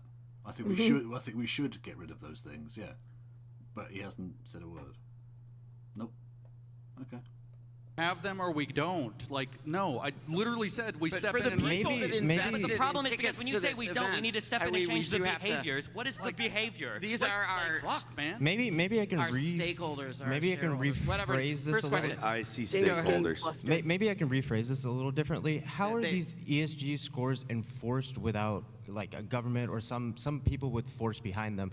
It sounds like you're saying that they would be leveraging their investments or their lending to do this, but why wouldn't that be subject to market forces, same as any other product on the market? Because they're the market. They control Thanks, James. roughly 40 to 50% of the market. clear. And when you have that much of a reservoir of control of the market, they become de facto the market. And so if you want to play with the biggest guy in the if you don't want to go with some small bank that may or may not fail, but you want to go with the big giant invincible thing that has $12 trillion in its asset pool, well, you've got to play by the $12 trillion asset pool guy's rules. That's Yeah, that's capitalism. Mm-hmm. What the Always been. fuck are you? Look, oh god. I want to do a series where I explain to capitalists what capitalism is, because they don't seem to understand it. Again, not the actual rich ones. The rich ones know what it's about. Poor idiots like this guy, or like online ANCAPs. Yes. Or even describe what they think is good about capitalism, as opposed to, like, I don't know, you have to sort of get a negative view of what he doesn't oppose to understand his worldview. Yeah. Like PZ was saying earlier, he doesn't have an alternative. He doesn't have a solution. He just keeps coming up with hypothetical problems. Yeah. Just imagined issues in his head, and then getting mad about it. literally how it works. Me and the Marxists, we could get up and hug over this. Yeah, I really am liking hearing this. It's Settle 100% down, boy. Right? It's you imagine- just a circle Yeah. jerk. Just a solid circle jerk. How deeply, deeply nauseating. And what does he like? This is hopeless. Yeah. Lindsay's Yeah. just rambling, and then Coffin comes and says, "Oh yeah, I agree with that," Yeah. but he didn't actually say anything. No, he didn't need to. The look in his eyes, the way the light sparkled in his delightful hair, something poetic. I don't know. Yes, and the way he's usually got his legs spread so wide, and yeah. True. I'm just Oh, picturing they're- sorry, go ahead. I just noticed they're mirroring each other's posture. They are. Ooh, True. ooh. Have you Oh. heard the really bad recorder version of My Heart Will Go On? Yes, I have. Yeah. This is not more Danzy, is it? It's kind of on that level. So imagine the song My Heart Will Go On, but done with a recorder like a fourth grader would play, like a fourth grader. But that's the Okay. music I'm hearing under this love fest between Don't know about Peter you. and... I hope everyone's grounded, because the electricity going on right now could be dangerous. Ow! What's happening? There is so much foreign capital. There's so much domestic capital. The idea You that think you would foreign be... capital has none of the aligning interests? Do you think there's Everybody has interests. That's why it's called capital. Yeah, of course, there's always going to be interest in a loan that you take. They all but meet the in idea that Davos. one player, the idea like I pissed off the dude at BlackRock, my ESG score is an F, I'm so screwed. I have this multi-billion-dollar idea and now I can't pursue it because BlackRock hates me. It's just delusional. It shows a total misunderstanding of how all capital markets You ever work. been blacklisted from anything? Well, as somebody that's currently banned on like at least 3 social media platforms, yeah, I would say that I have been. Yeah. Well, what can you do on those social media platforms now? Having a right to a social media platform is different than having. You're not access to talking about capital. social media. I'm making an analogy here, sir. Okay, what can I? What can nothing. you do there? Nothing. Yes, correct. That's all. You can't do anything. When you- If these big companies blacklist you, A BlackRock dollar is not different than a dollar from another domestic. and you Yes, don't but think they've BlackRock got- has influence over other companies, Yes. you don't think they have connections in other companies? You think that BlackRock is going to tell other institutional investors, you're not allowed to invest in that highly profitable thing? You because you're gonna really hurt our think index that fund." doesn't happen? No, it absolutely doesn't. All right, If fine. that was the case, then we No, wouldn't be no, up we're here fine. talking about how, like, oh my God, like Lockheed and Boeing and Raytheon are controlling the economy by making us go to war. If that was the case, every other large company, right? The market capitalization of all these companies combined is like half of Apple's market capitalization. If that was the case that these private companies could control so much of the other parts of the economy, we would never go to war, for instance, right? Because Do you think whatever us money- saying we shouldn't go to war has any effect on us going to war? But building weapons. It doesn't raises matter the what we score. say Build- in what? that case. Building iPhones is more profitable than building weapons. Like, Can I'm we sorry, pause but it there for a is. Like, second? you can go and look. It's all I have something very important to share. I found the recorder meme. Oh, for God's sake. Found what? The terrible recorder meme. Oh no. I'll only do a few seconds. I've already queued it up to where it starts. Okay.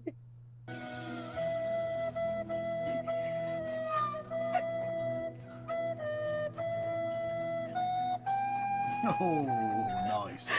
So just imagine that under Peter standing James to destiny. Okay, yeah.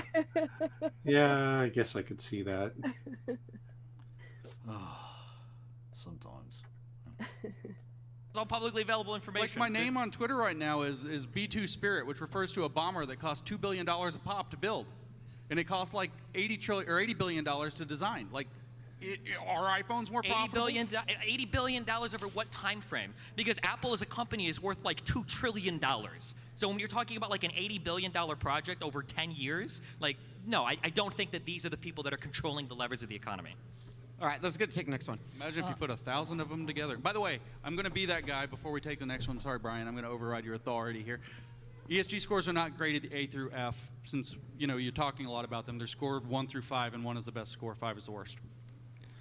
I know James Lindsay already told me this, but this is for Lauren Southern. In the concept, Oh, I forgot she was here. What? Right? Oh, yeah, no, She she's there, yeah. she was looking so sad over there. Yeah. I She had felt to a get her- moment's pity. She had to get her gold monetary standard plug in. Oh, yeah, you missed that, didn't you? Yeah, she came out in favour of the gold standard. Oh, Yeah. okay. Yeah. So she's a big thinker. I guess. It's All due to the right. fact that you tend to be against globalism. Which just means what- Jews again. In the concept of global village, as described by Marshall McLuhan, do you think globalization is inevitable due to technology and the fact that the whole world's being connected through technology, and there's somewhat of a cultural exchange? Yeah, of course, I do think globalization is inevitable, but I also think it's being sped up by corporate interests. Jews. She means Jews. Hi. So I was wondering how you see this this takeover happening. Thanks. Takeover happening in third world countries that are much more cash-based. I now live in Baja for this very reason, and I'm wondering how long I've got. Okay, I got to take this one. It's very funny to me that I see a lot of my friends who would be considered these like right-wing radicals against immigrants, against all these different countries, and they're like, nah, I love immigration. I'm headed to Mexico right now because they don't have vaccine passports. Yeah, because they're hypocrites. Yeah. Yep. True. Yeah. They don't have digital ID. I can pay cash with everything. You'll actually find, Socialized healthcare, too. They got that down there. Well, on a surface level, a lot of, I guess we don't use the word third world country anymore. The but global south. The global south, a lot of developing countries, we may characterize them as less free than the Western world. In reality, because there's just not the same ability to enforce a lot of these policies, they tend to be more free on a day-to-day basis. So The fuck are you talking about? Oh yeah, the people living under a fucking warlord in Sudan are definitely way more free because they don't have to wear a mask.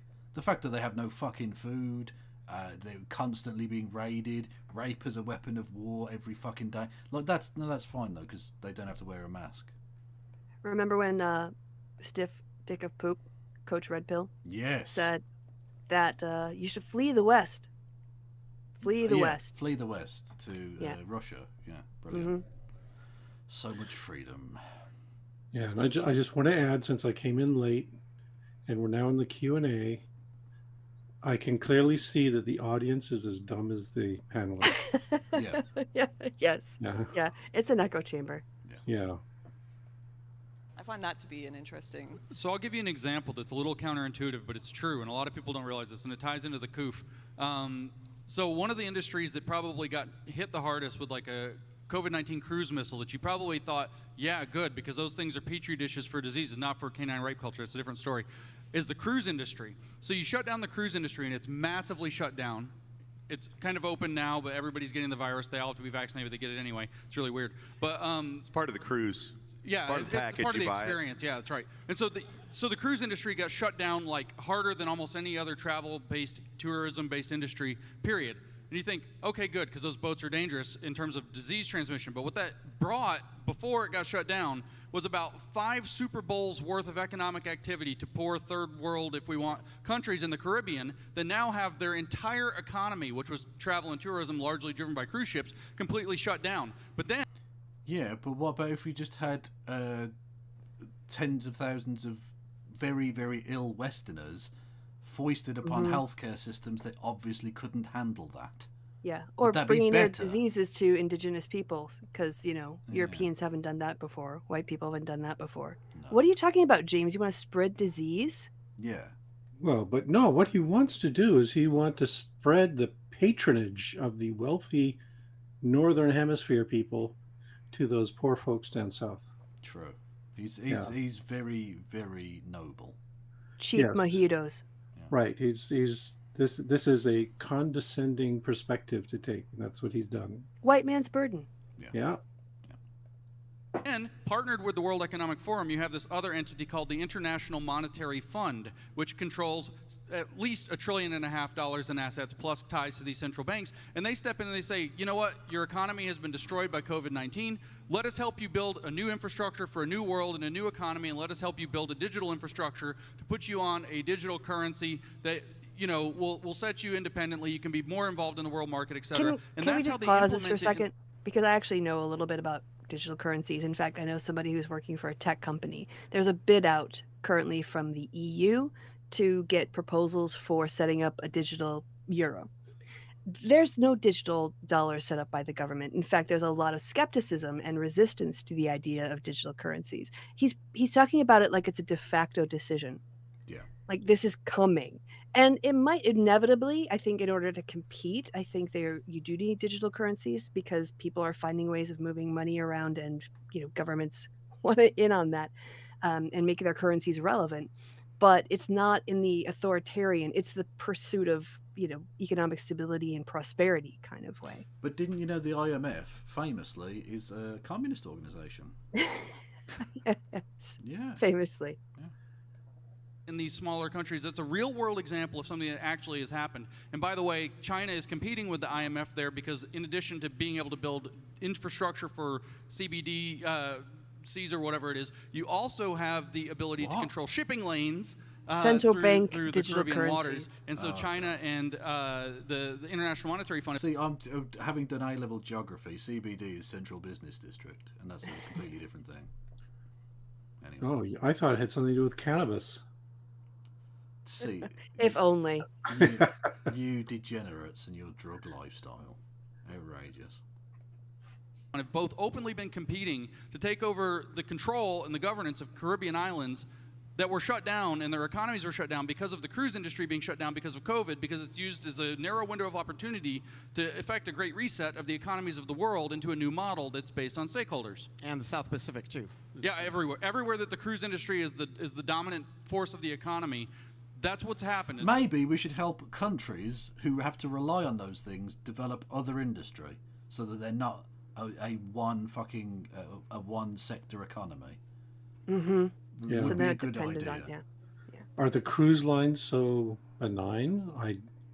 I don't understand that one either. Yeah. It's just, we're just supposed to let them be ruled by the lords of Caribbean cruise or something.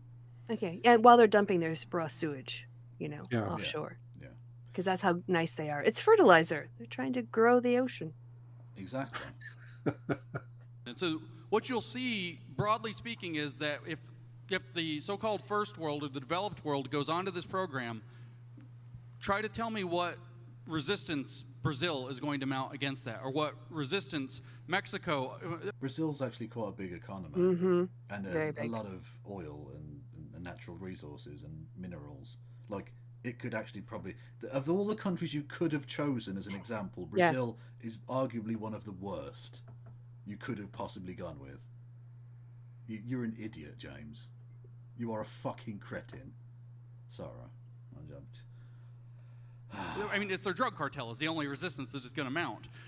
And the way is that you beat the big countries, and then the small countries are stuck and get dragged along. This is why the Davos has openly said, if we don't get the UK and we don't get the United States, then this probably isn't going to work. They've said that, have they, James? Do you want to show us where they've said that? Anywhere? No? Okay, cool. In his notebook. Yeah, definitely. You think this is like some... I think that the world is naturally progressing towards like a more technologically unified like entity, but that's the natural consequence of how technology works. So let me state, by the way, that I agree with that, and I also agree that with what Lauren said a minute ago, Then that we are shut going to up, a more James. global community. Please. We are going to get increasingly digital. I believe strongly in the law of convenience, which is that whatever's most convenient is what people will gravitate to, and I don't want that to be under the control of a small number of plutocrats. I want that to be as decentralized as possible. But how does That's that happen the whole when essence of my argument. There's only one way to do that, though, and the only person that would have a solution to that up here would be Peter, which would be to have the government control all of it, because any free market is naturally going to tend towards just one or two major players. That's just how it works. I mean, we beat monopolies kind of 100 years ago. We can using using government antitrust laws. Yep. Literally, the government stepped in and broke up massive companies and stuff. Yeah. I mean, I'm government all for, good then, but not now. I'm all in favour of that, but that wasn't some natural capitalistic process that took place, James. Honestly, it's like these people who don't understand the extent to which the goalposts have already been moved. You know, people wouldn't go back to not having a sort of weekend, 5-day-a-week sort of work structure. They wouldn't go back to not having overtime. You know, on a mass level, obviously some people are exploited because of their economic vulnerability, but as a policy practice. And yet when you ask for other things, other reasonable accommodations, like, oh, it's too far. You know, what I grew up with and I know, is fine, but no more than that. And he just feels like that. Well, antitrust laws are okay, but the rest of the government is evil. What? Yeah, he's full of shit. Government to split these companies up, but well, that's fine. I think the word regulation's come out of my mouth like 7 times. Sure. There's a lot of decentralized technology. But you also said that any fucking government interference was fascism. So what the fuck are you literally just arguing in favour of fascism? I mean, you are, but you're not supposed to say that bit out loud, James. Are you expecting coherence from this group? Because I've given up on that. Your soul is broken. They are technically grown adults. I don't think I'm asking too much, but they sit clearly beyond them, certainly. Being floated, but they just aren't being floated by these entities like the World Economic Forum. Because nobody likes decentralized stuff. Somebody wants to certainly not powerful people. No, certainly not you people. Like, everybody is making this happen, right? People want to turn on their computer and see the photograph that they took on their phone, like, instantly pop up in their email address. Like, we're all a slave to convenience. You can model that in a decentralized way, that sort of How? technology. No, it's just not being widely adopted because it is certainly not the stuff being promoted by those in power right now. I don't agree. I think people like the centralization. Nobody likes to have to remember a different password for every device. If people want to be able to use one thing to log in to like all the things, like consumers have made these choices over and over and over again. These are like basic principles of design. I gotta admire this guy's patience here. So we're going to take the next question. Okay, I'm a very patient man. I just make a couple quick comments and then I'll ask for some commentary on my comments here. This was the most fascinating panel this evening, simply because.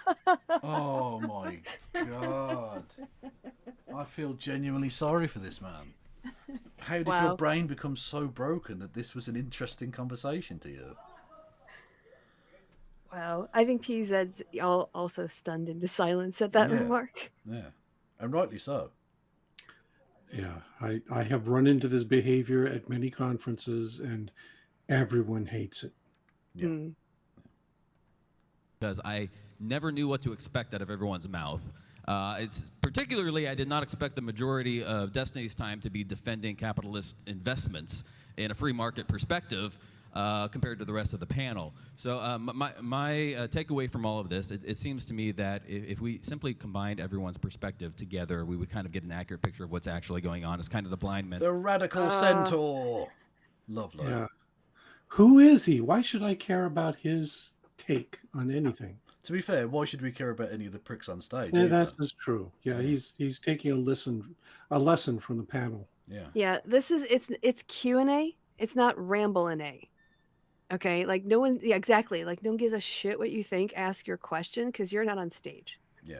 This is your chance to do the mic. And this is why when I do a panel, oftentimes what I like to do is get like 3 questions in a row. And that kind of also, you can kind of, okay, you got 2 more people behind you, or you've got one other person, or we want to get to the other questions. And it cuts off this rambling narrative.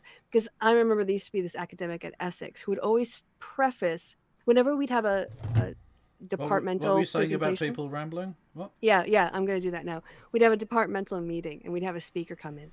And eventually he would raise his hand, and he would say, a question and a comment. And then he'd start with his comment. And it would go for fucking ever. And then he'd finally get to his question. Every time. See, you're way nicer than me. If someone's doing that, I just tell them to shut the fuck up. Oh, he was like a professor emeritus. You couldn't tell him to shut the fuck up. Look, because this is the thing. It's really, it's not just that he's like boring, because these people are boring. It's that you're ruining everyone else's evening. Mm-hmm. Like you are making yourself the central focus of this, and there are 100 people in the room. Stop being a prick.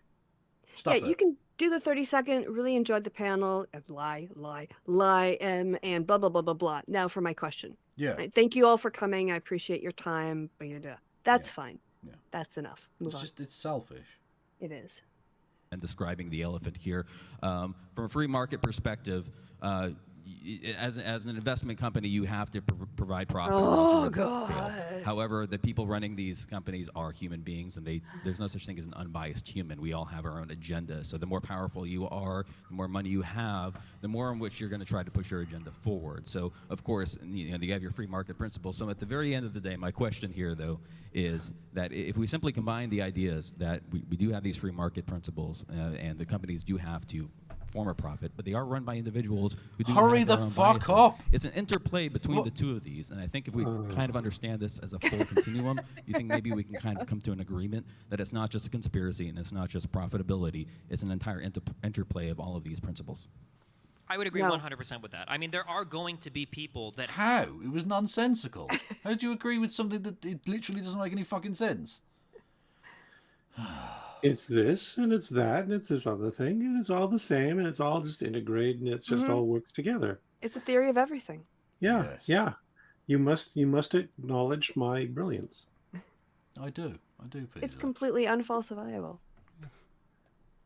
Like, you can't deny that corporate culture exists. You can't deny that there's going to be some like ideological bias on the part of a major institutional investor. That's absolutely possible. But they don't push alone. Like, it's a push and pull constantly with where society is at, where the investors are at, where the government is at. And you mentioned earlier that I'm up here like defending capitalism. I'm just trying to explain how it works. I am a big believer in government intervention in a lot of these cases. And I think now the Republicans, I guess, got banned enough from Facebook that they're believers in government intervention too in some of these private platforms. So yeah, I mean, I think it's important to recognize, like, how are these institutions going to function in the world realistically? So we need to have real descriptions and we need to make real predictions, not saying crazy stuff like Disney is going to go bankrupt in 5 years, right? We need to have a good understanding. I didn't say and that. then once we have that understanding, Cool back burn. Yep. Nice. we can design government policy to enact it in a way that it represents the interests of the people. Ironically, in a stakeholder sense, I guess. I fucking didn't say that.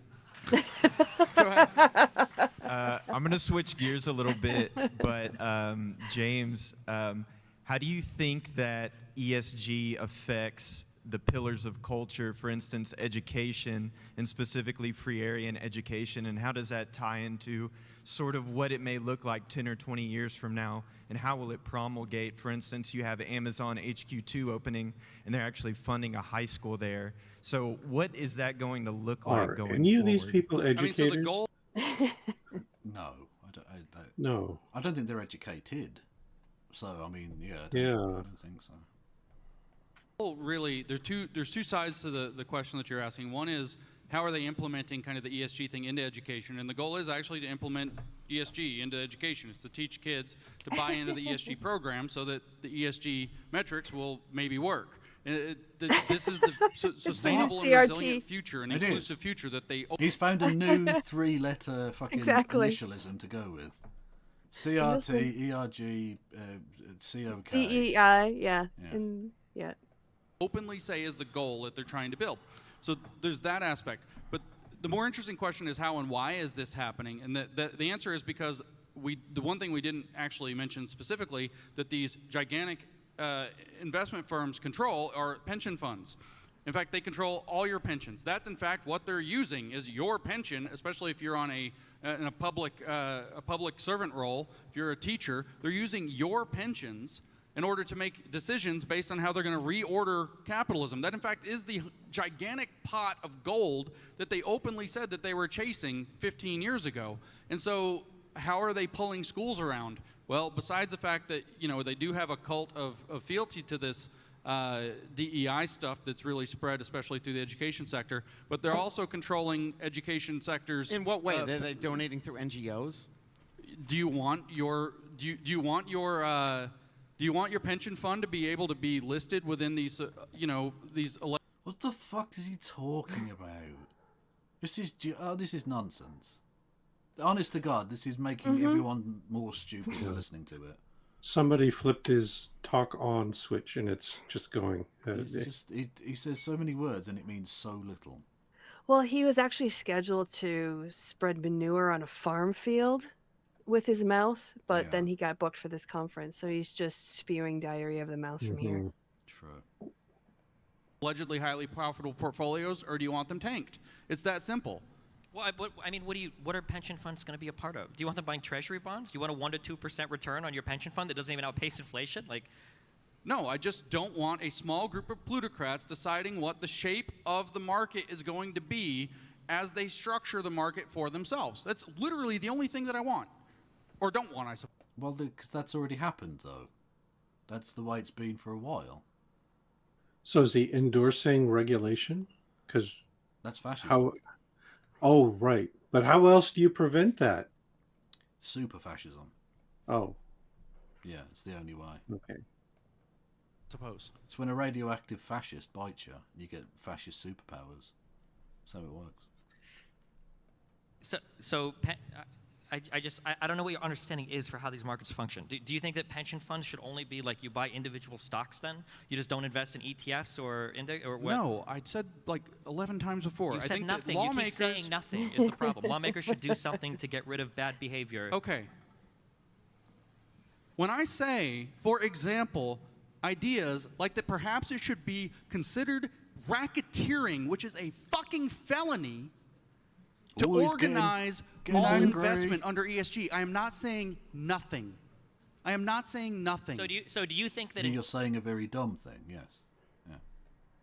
I'm sorry you don't understand the words I'm using because you've read zero of the books. No, it's not about the books. It's just having a basic understanding of finance that everybody is painfully unaware of. Because they'll come on stage and they'll confidently say things like, institutional investors are going to tank their entire portfolios because of something that some guy said in a book that I read.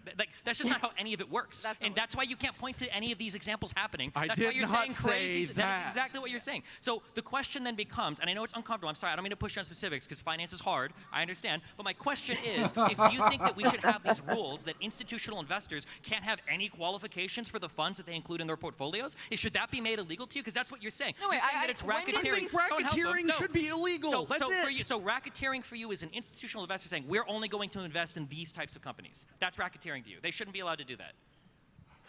Part of the problem is having rules. No, bail him out. I want to hear the. No, I say nothing. I say nothing. Peter's throwing himself in front, I'm trying to as save done with you James. as I can be. That discourse frustrated. is over for me. I'm done. No, this is how I feel when people talk about finance and they don't understand how Literally puts his microphone down.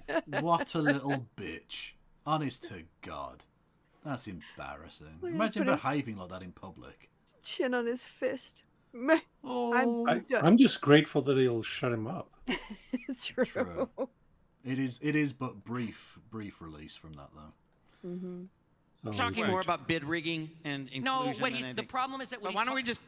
You spend so much time getting mad about people misrepresenting cool your shirt. arguments, and they do. And you just said he wants people to tank their whole portfolio based on a book one guy read. When did he argue that? The idea that these institutional investors are going to be implementing these things for these corporations, for these firms that run contrary to the interests of the shareholders themselves because they're trying to jump through some ESG hoop. Not will be, are, have been, current, present you turned tense, it back not on. future.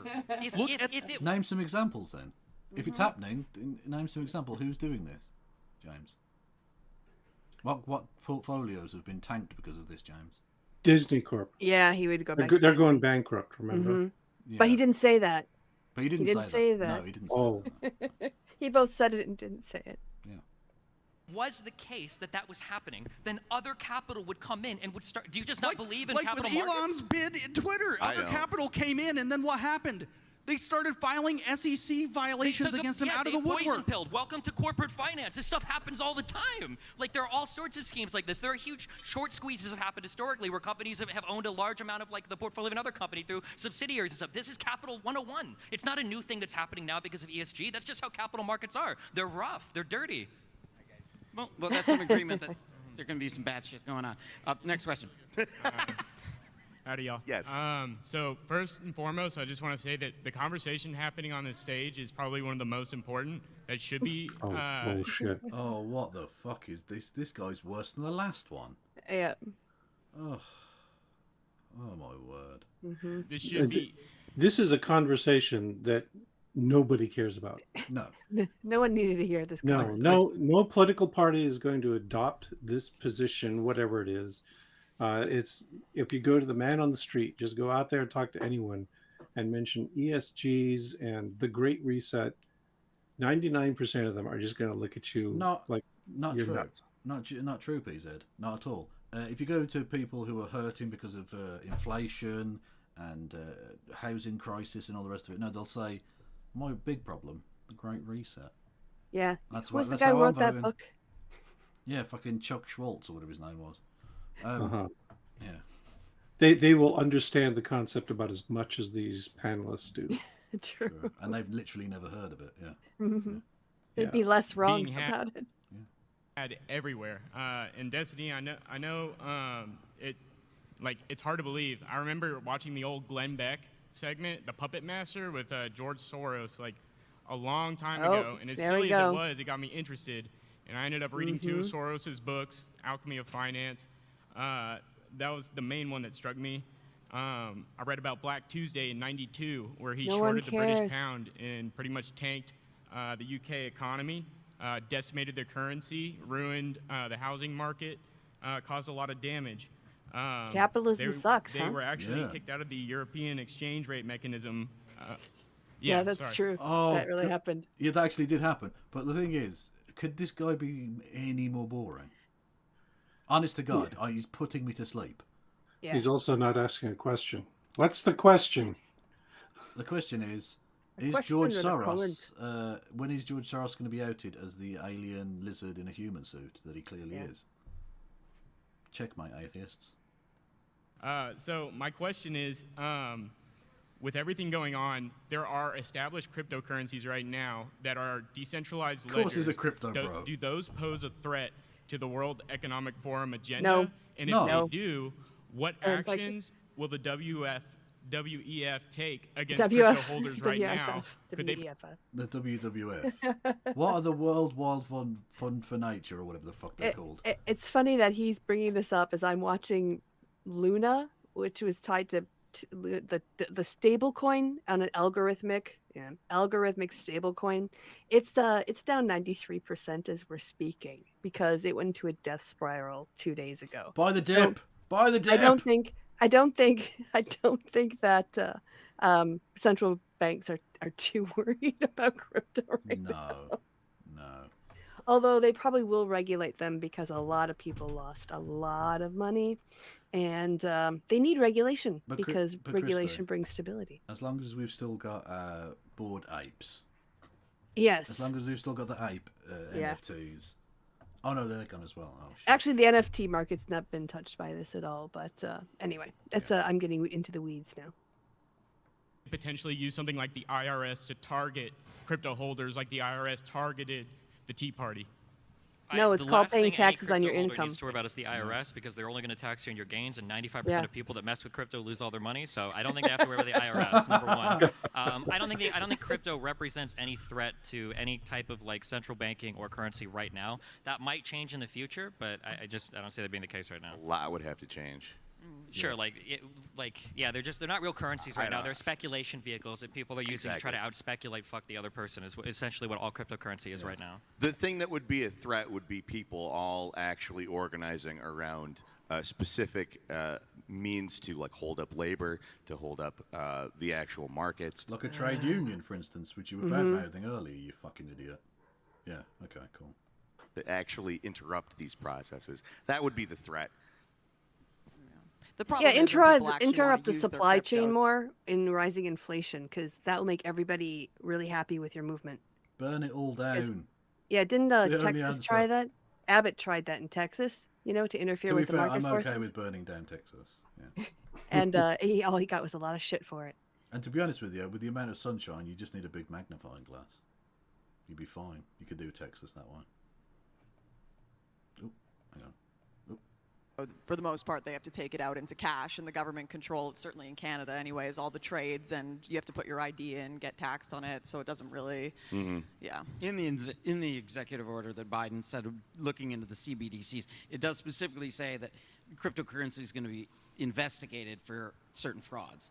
I mean, I think if anybody that's followed crypto knows, it's probably a good thing. There have been like a ton of huge, like they call them rug pulls. This is a whole other topic, but there is a lot of fraud that goes on. I say fraud, but like that goes on in cryptocurrencies where people are just basically screwing over like huge sections of investors with bogus white papers or with just crazy ideas that you basically pay a bunch of influencers to back your idea and they sell all of their stuff on day one to like screw over there's Trump I don't think it's coin. necessarily a bad thing to start to regulate these or at least look Let's at these go a little bit more Brandon closely coin. because Yeah. they're hyper fucked right now. So you're saying that if there were regulations on the behavior of the crypto markets, it would be a good thing? Yeah, I'm a sock them, so yeah, I would say that absolutely. Okay. Well, isn't that what he said about the main markets? Interesting. I'm not talking about there being no regulation on the main markets. That wasn't what we were talking about. Well, what I'm saying, it's not necessarily that the crypto market is a one-to-one representation of the main markets, but it is something that can show us what happens when you're further away from regulation. Now, Yeah, but the problem with the crypto markets is like the stuff that you can do in crypto markets would get you shit canned immediately by the SEC. You can't do stuff with conventional markets like you can with crypto markets. So that regulation, I would say, is probably a good thing. I would agree. Yeah, At least in our current situation. When the great crypto reset shows up, then Destiny will be a believer. So, Mikey, you coming out? Do you have one? Yeah, they're coming and telling me to give you the hook. James really has shut up. Yeah, they're basically done at this point. Yeah. Yeah. But he did pick up his marbles and go home, basically. Yeah, basically. So, what did we learn from this, gang? These people don't know what they're talking about. Well, Destiny described reality. Okay, that's my take. What about you, PZ? James Lindsay is extremely touchy. Very much so. Don't criticize him about his views on Disney, or he'll just shut everything down. I didn't fucking say that. Oh God, what an absolutely petulant little child, really. Also, Lindsay has nothing to say, but he keeps talking. Yeah. Yeah. He has the worst ratio of meaning to word I've ever seen in any. Since public speaker. Thunderfoot, maybe. Oh, that's thickness of neck. No, that was thickness of neck. Yeah, to largeness of head. Yeah. Yeah. PZ, I presume you're probably going to go to church now or something, yeah? No, I'm going to grade papers. Oh, last that's- push. Yeah, this is my life till tomorrow when I'm going to be done. How do you get into, like, do you put on music and get comfy, or like do you just sit at your desk and be like, I'm going to sit here until I'm done? What's your mental game? I just lock myself to my desk and don't Yeah. move until it's done. Yeah. Yeah. Usually there's some procrastination first, but eventually. You should tweet more offensive things to your employer, just as a distraction, if Oh. nothing else. Yeah. Okay. Maybe not. Well, all I got was a finger wag. It's okay. Okay. That's fair Yeah. enough. Kevin they were called very it offended pog that I while you were used- gone. Yeah, they said I used profanity. Yes, they're very observant. Which is a fucking outrage. So if you had put fuck with an asterisk, would that have been okay? Oh, I was supposed to politely explain my position Okay. to a university which has completely contradicted itself and defied the scientific position on everything. Mm-hmm. So The scientific position on everything. Well, they deny Just gravity. On masks. Yeah, they're just floating around. On the pandemic. We deny gravity. No, at this university, everyone Well, floats. it's the equivalent in terms of rejecting science. True. Yeah. It's obvious. We all know what the truth is here. Also, like, masks. What's the big deal? I don't know. I'm perfectly comfortable wearing them. I But definitely. anyway, if next fall, if I'm dead of COVID, I want everyone listening to this to march on the Minneapolis campus of the university.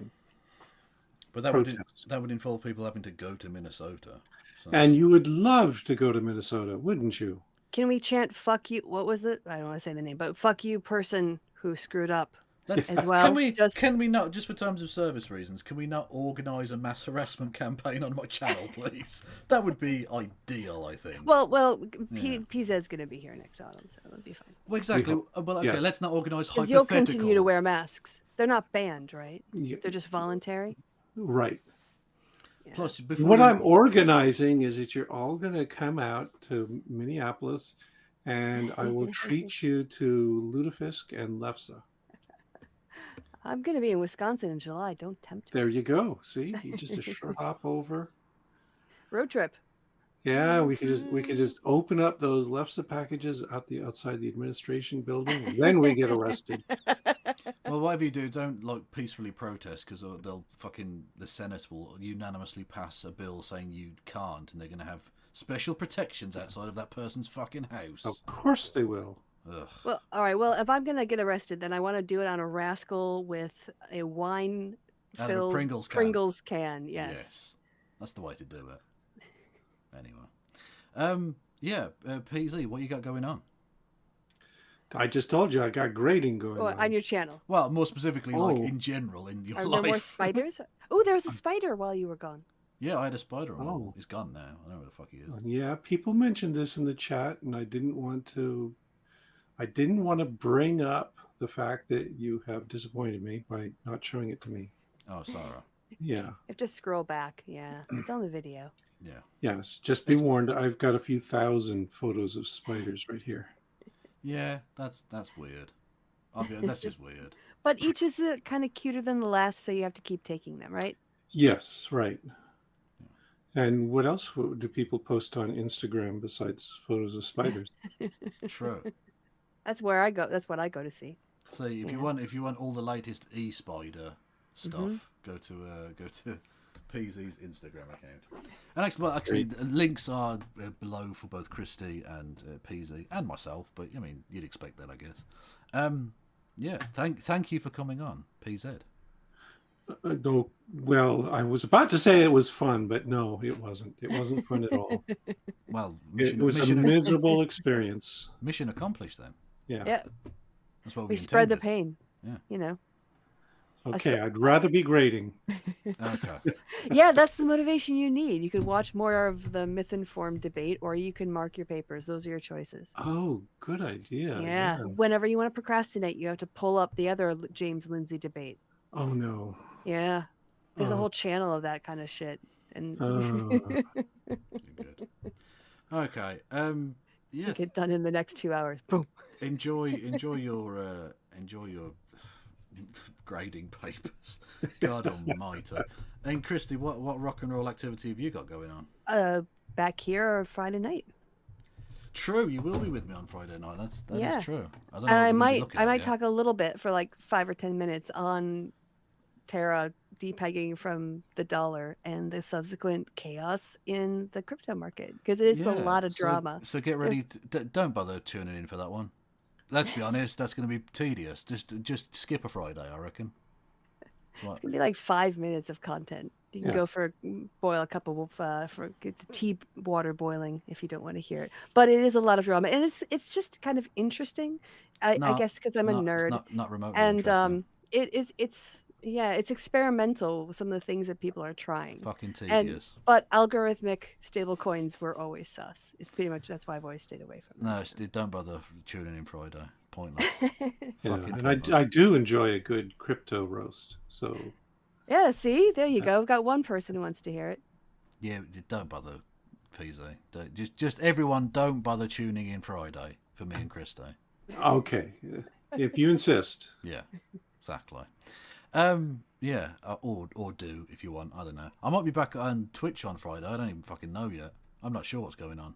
Oh, yeah. Who knows? So when you find out, put an announcement here, announcement video, just so people know fuck when that you're noise. leaving. No, I'm just going to leave again. YouTube is the place I go when I'm locked out of my main house.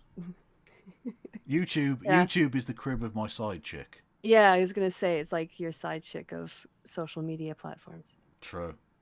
Anyway, enough procrastination. Thank you both for joining me. This was a delight. I enjoyed it. And we'll speak another time, PZ. Okay. Awesome. Just no dancing, please. No dancing. We're done with that. Right. You don't get to call the shots. That's it. More Danzy. Every single time. No, I'm only joking. Thank you, everyone. Join me tomorrow. Peace out.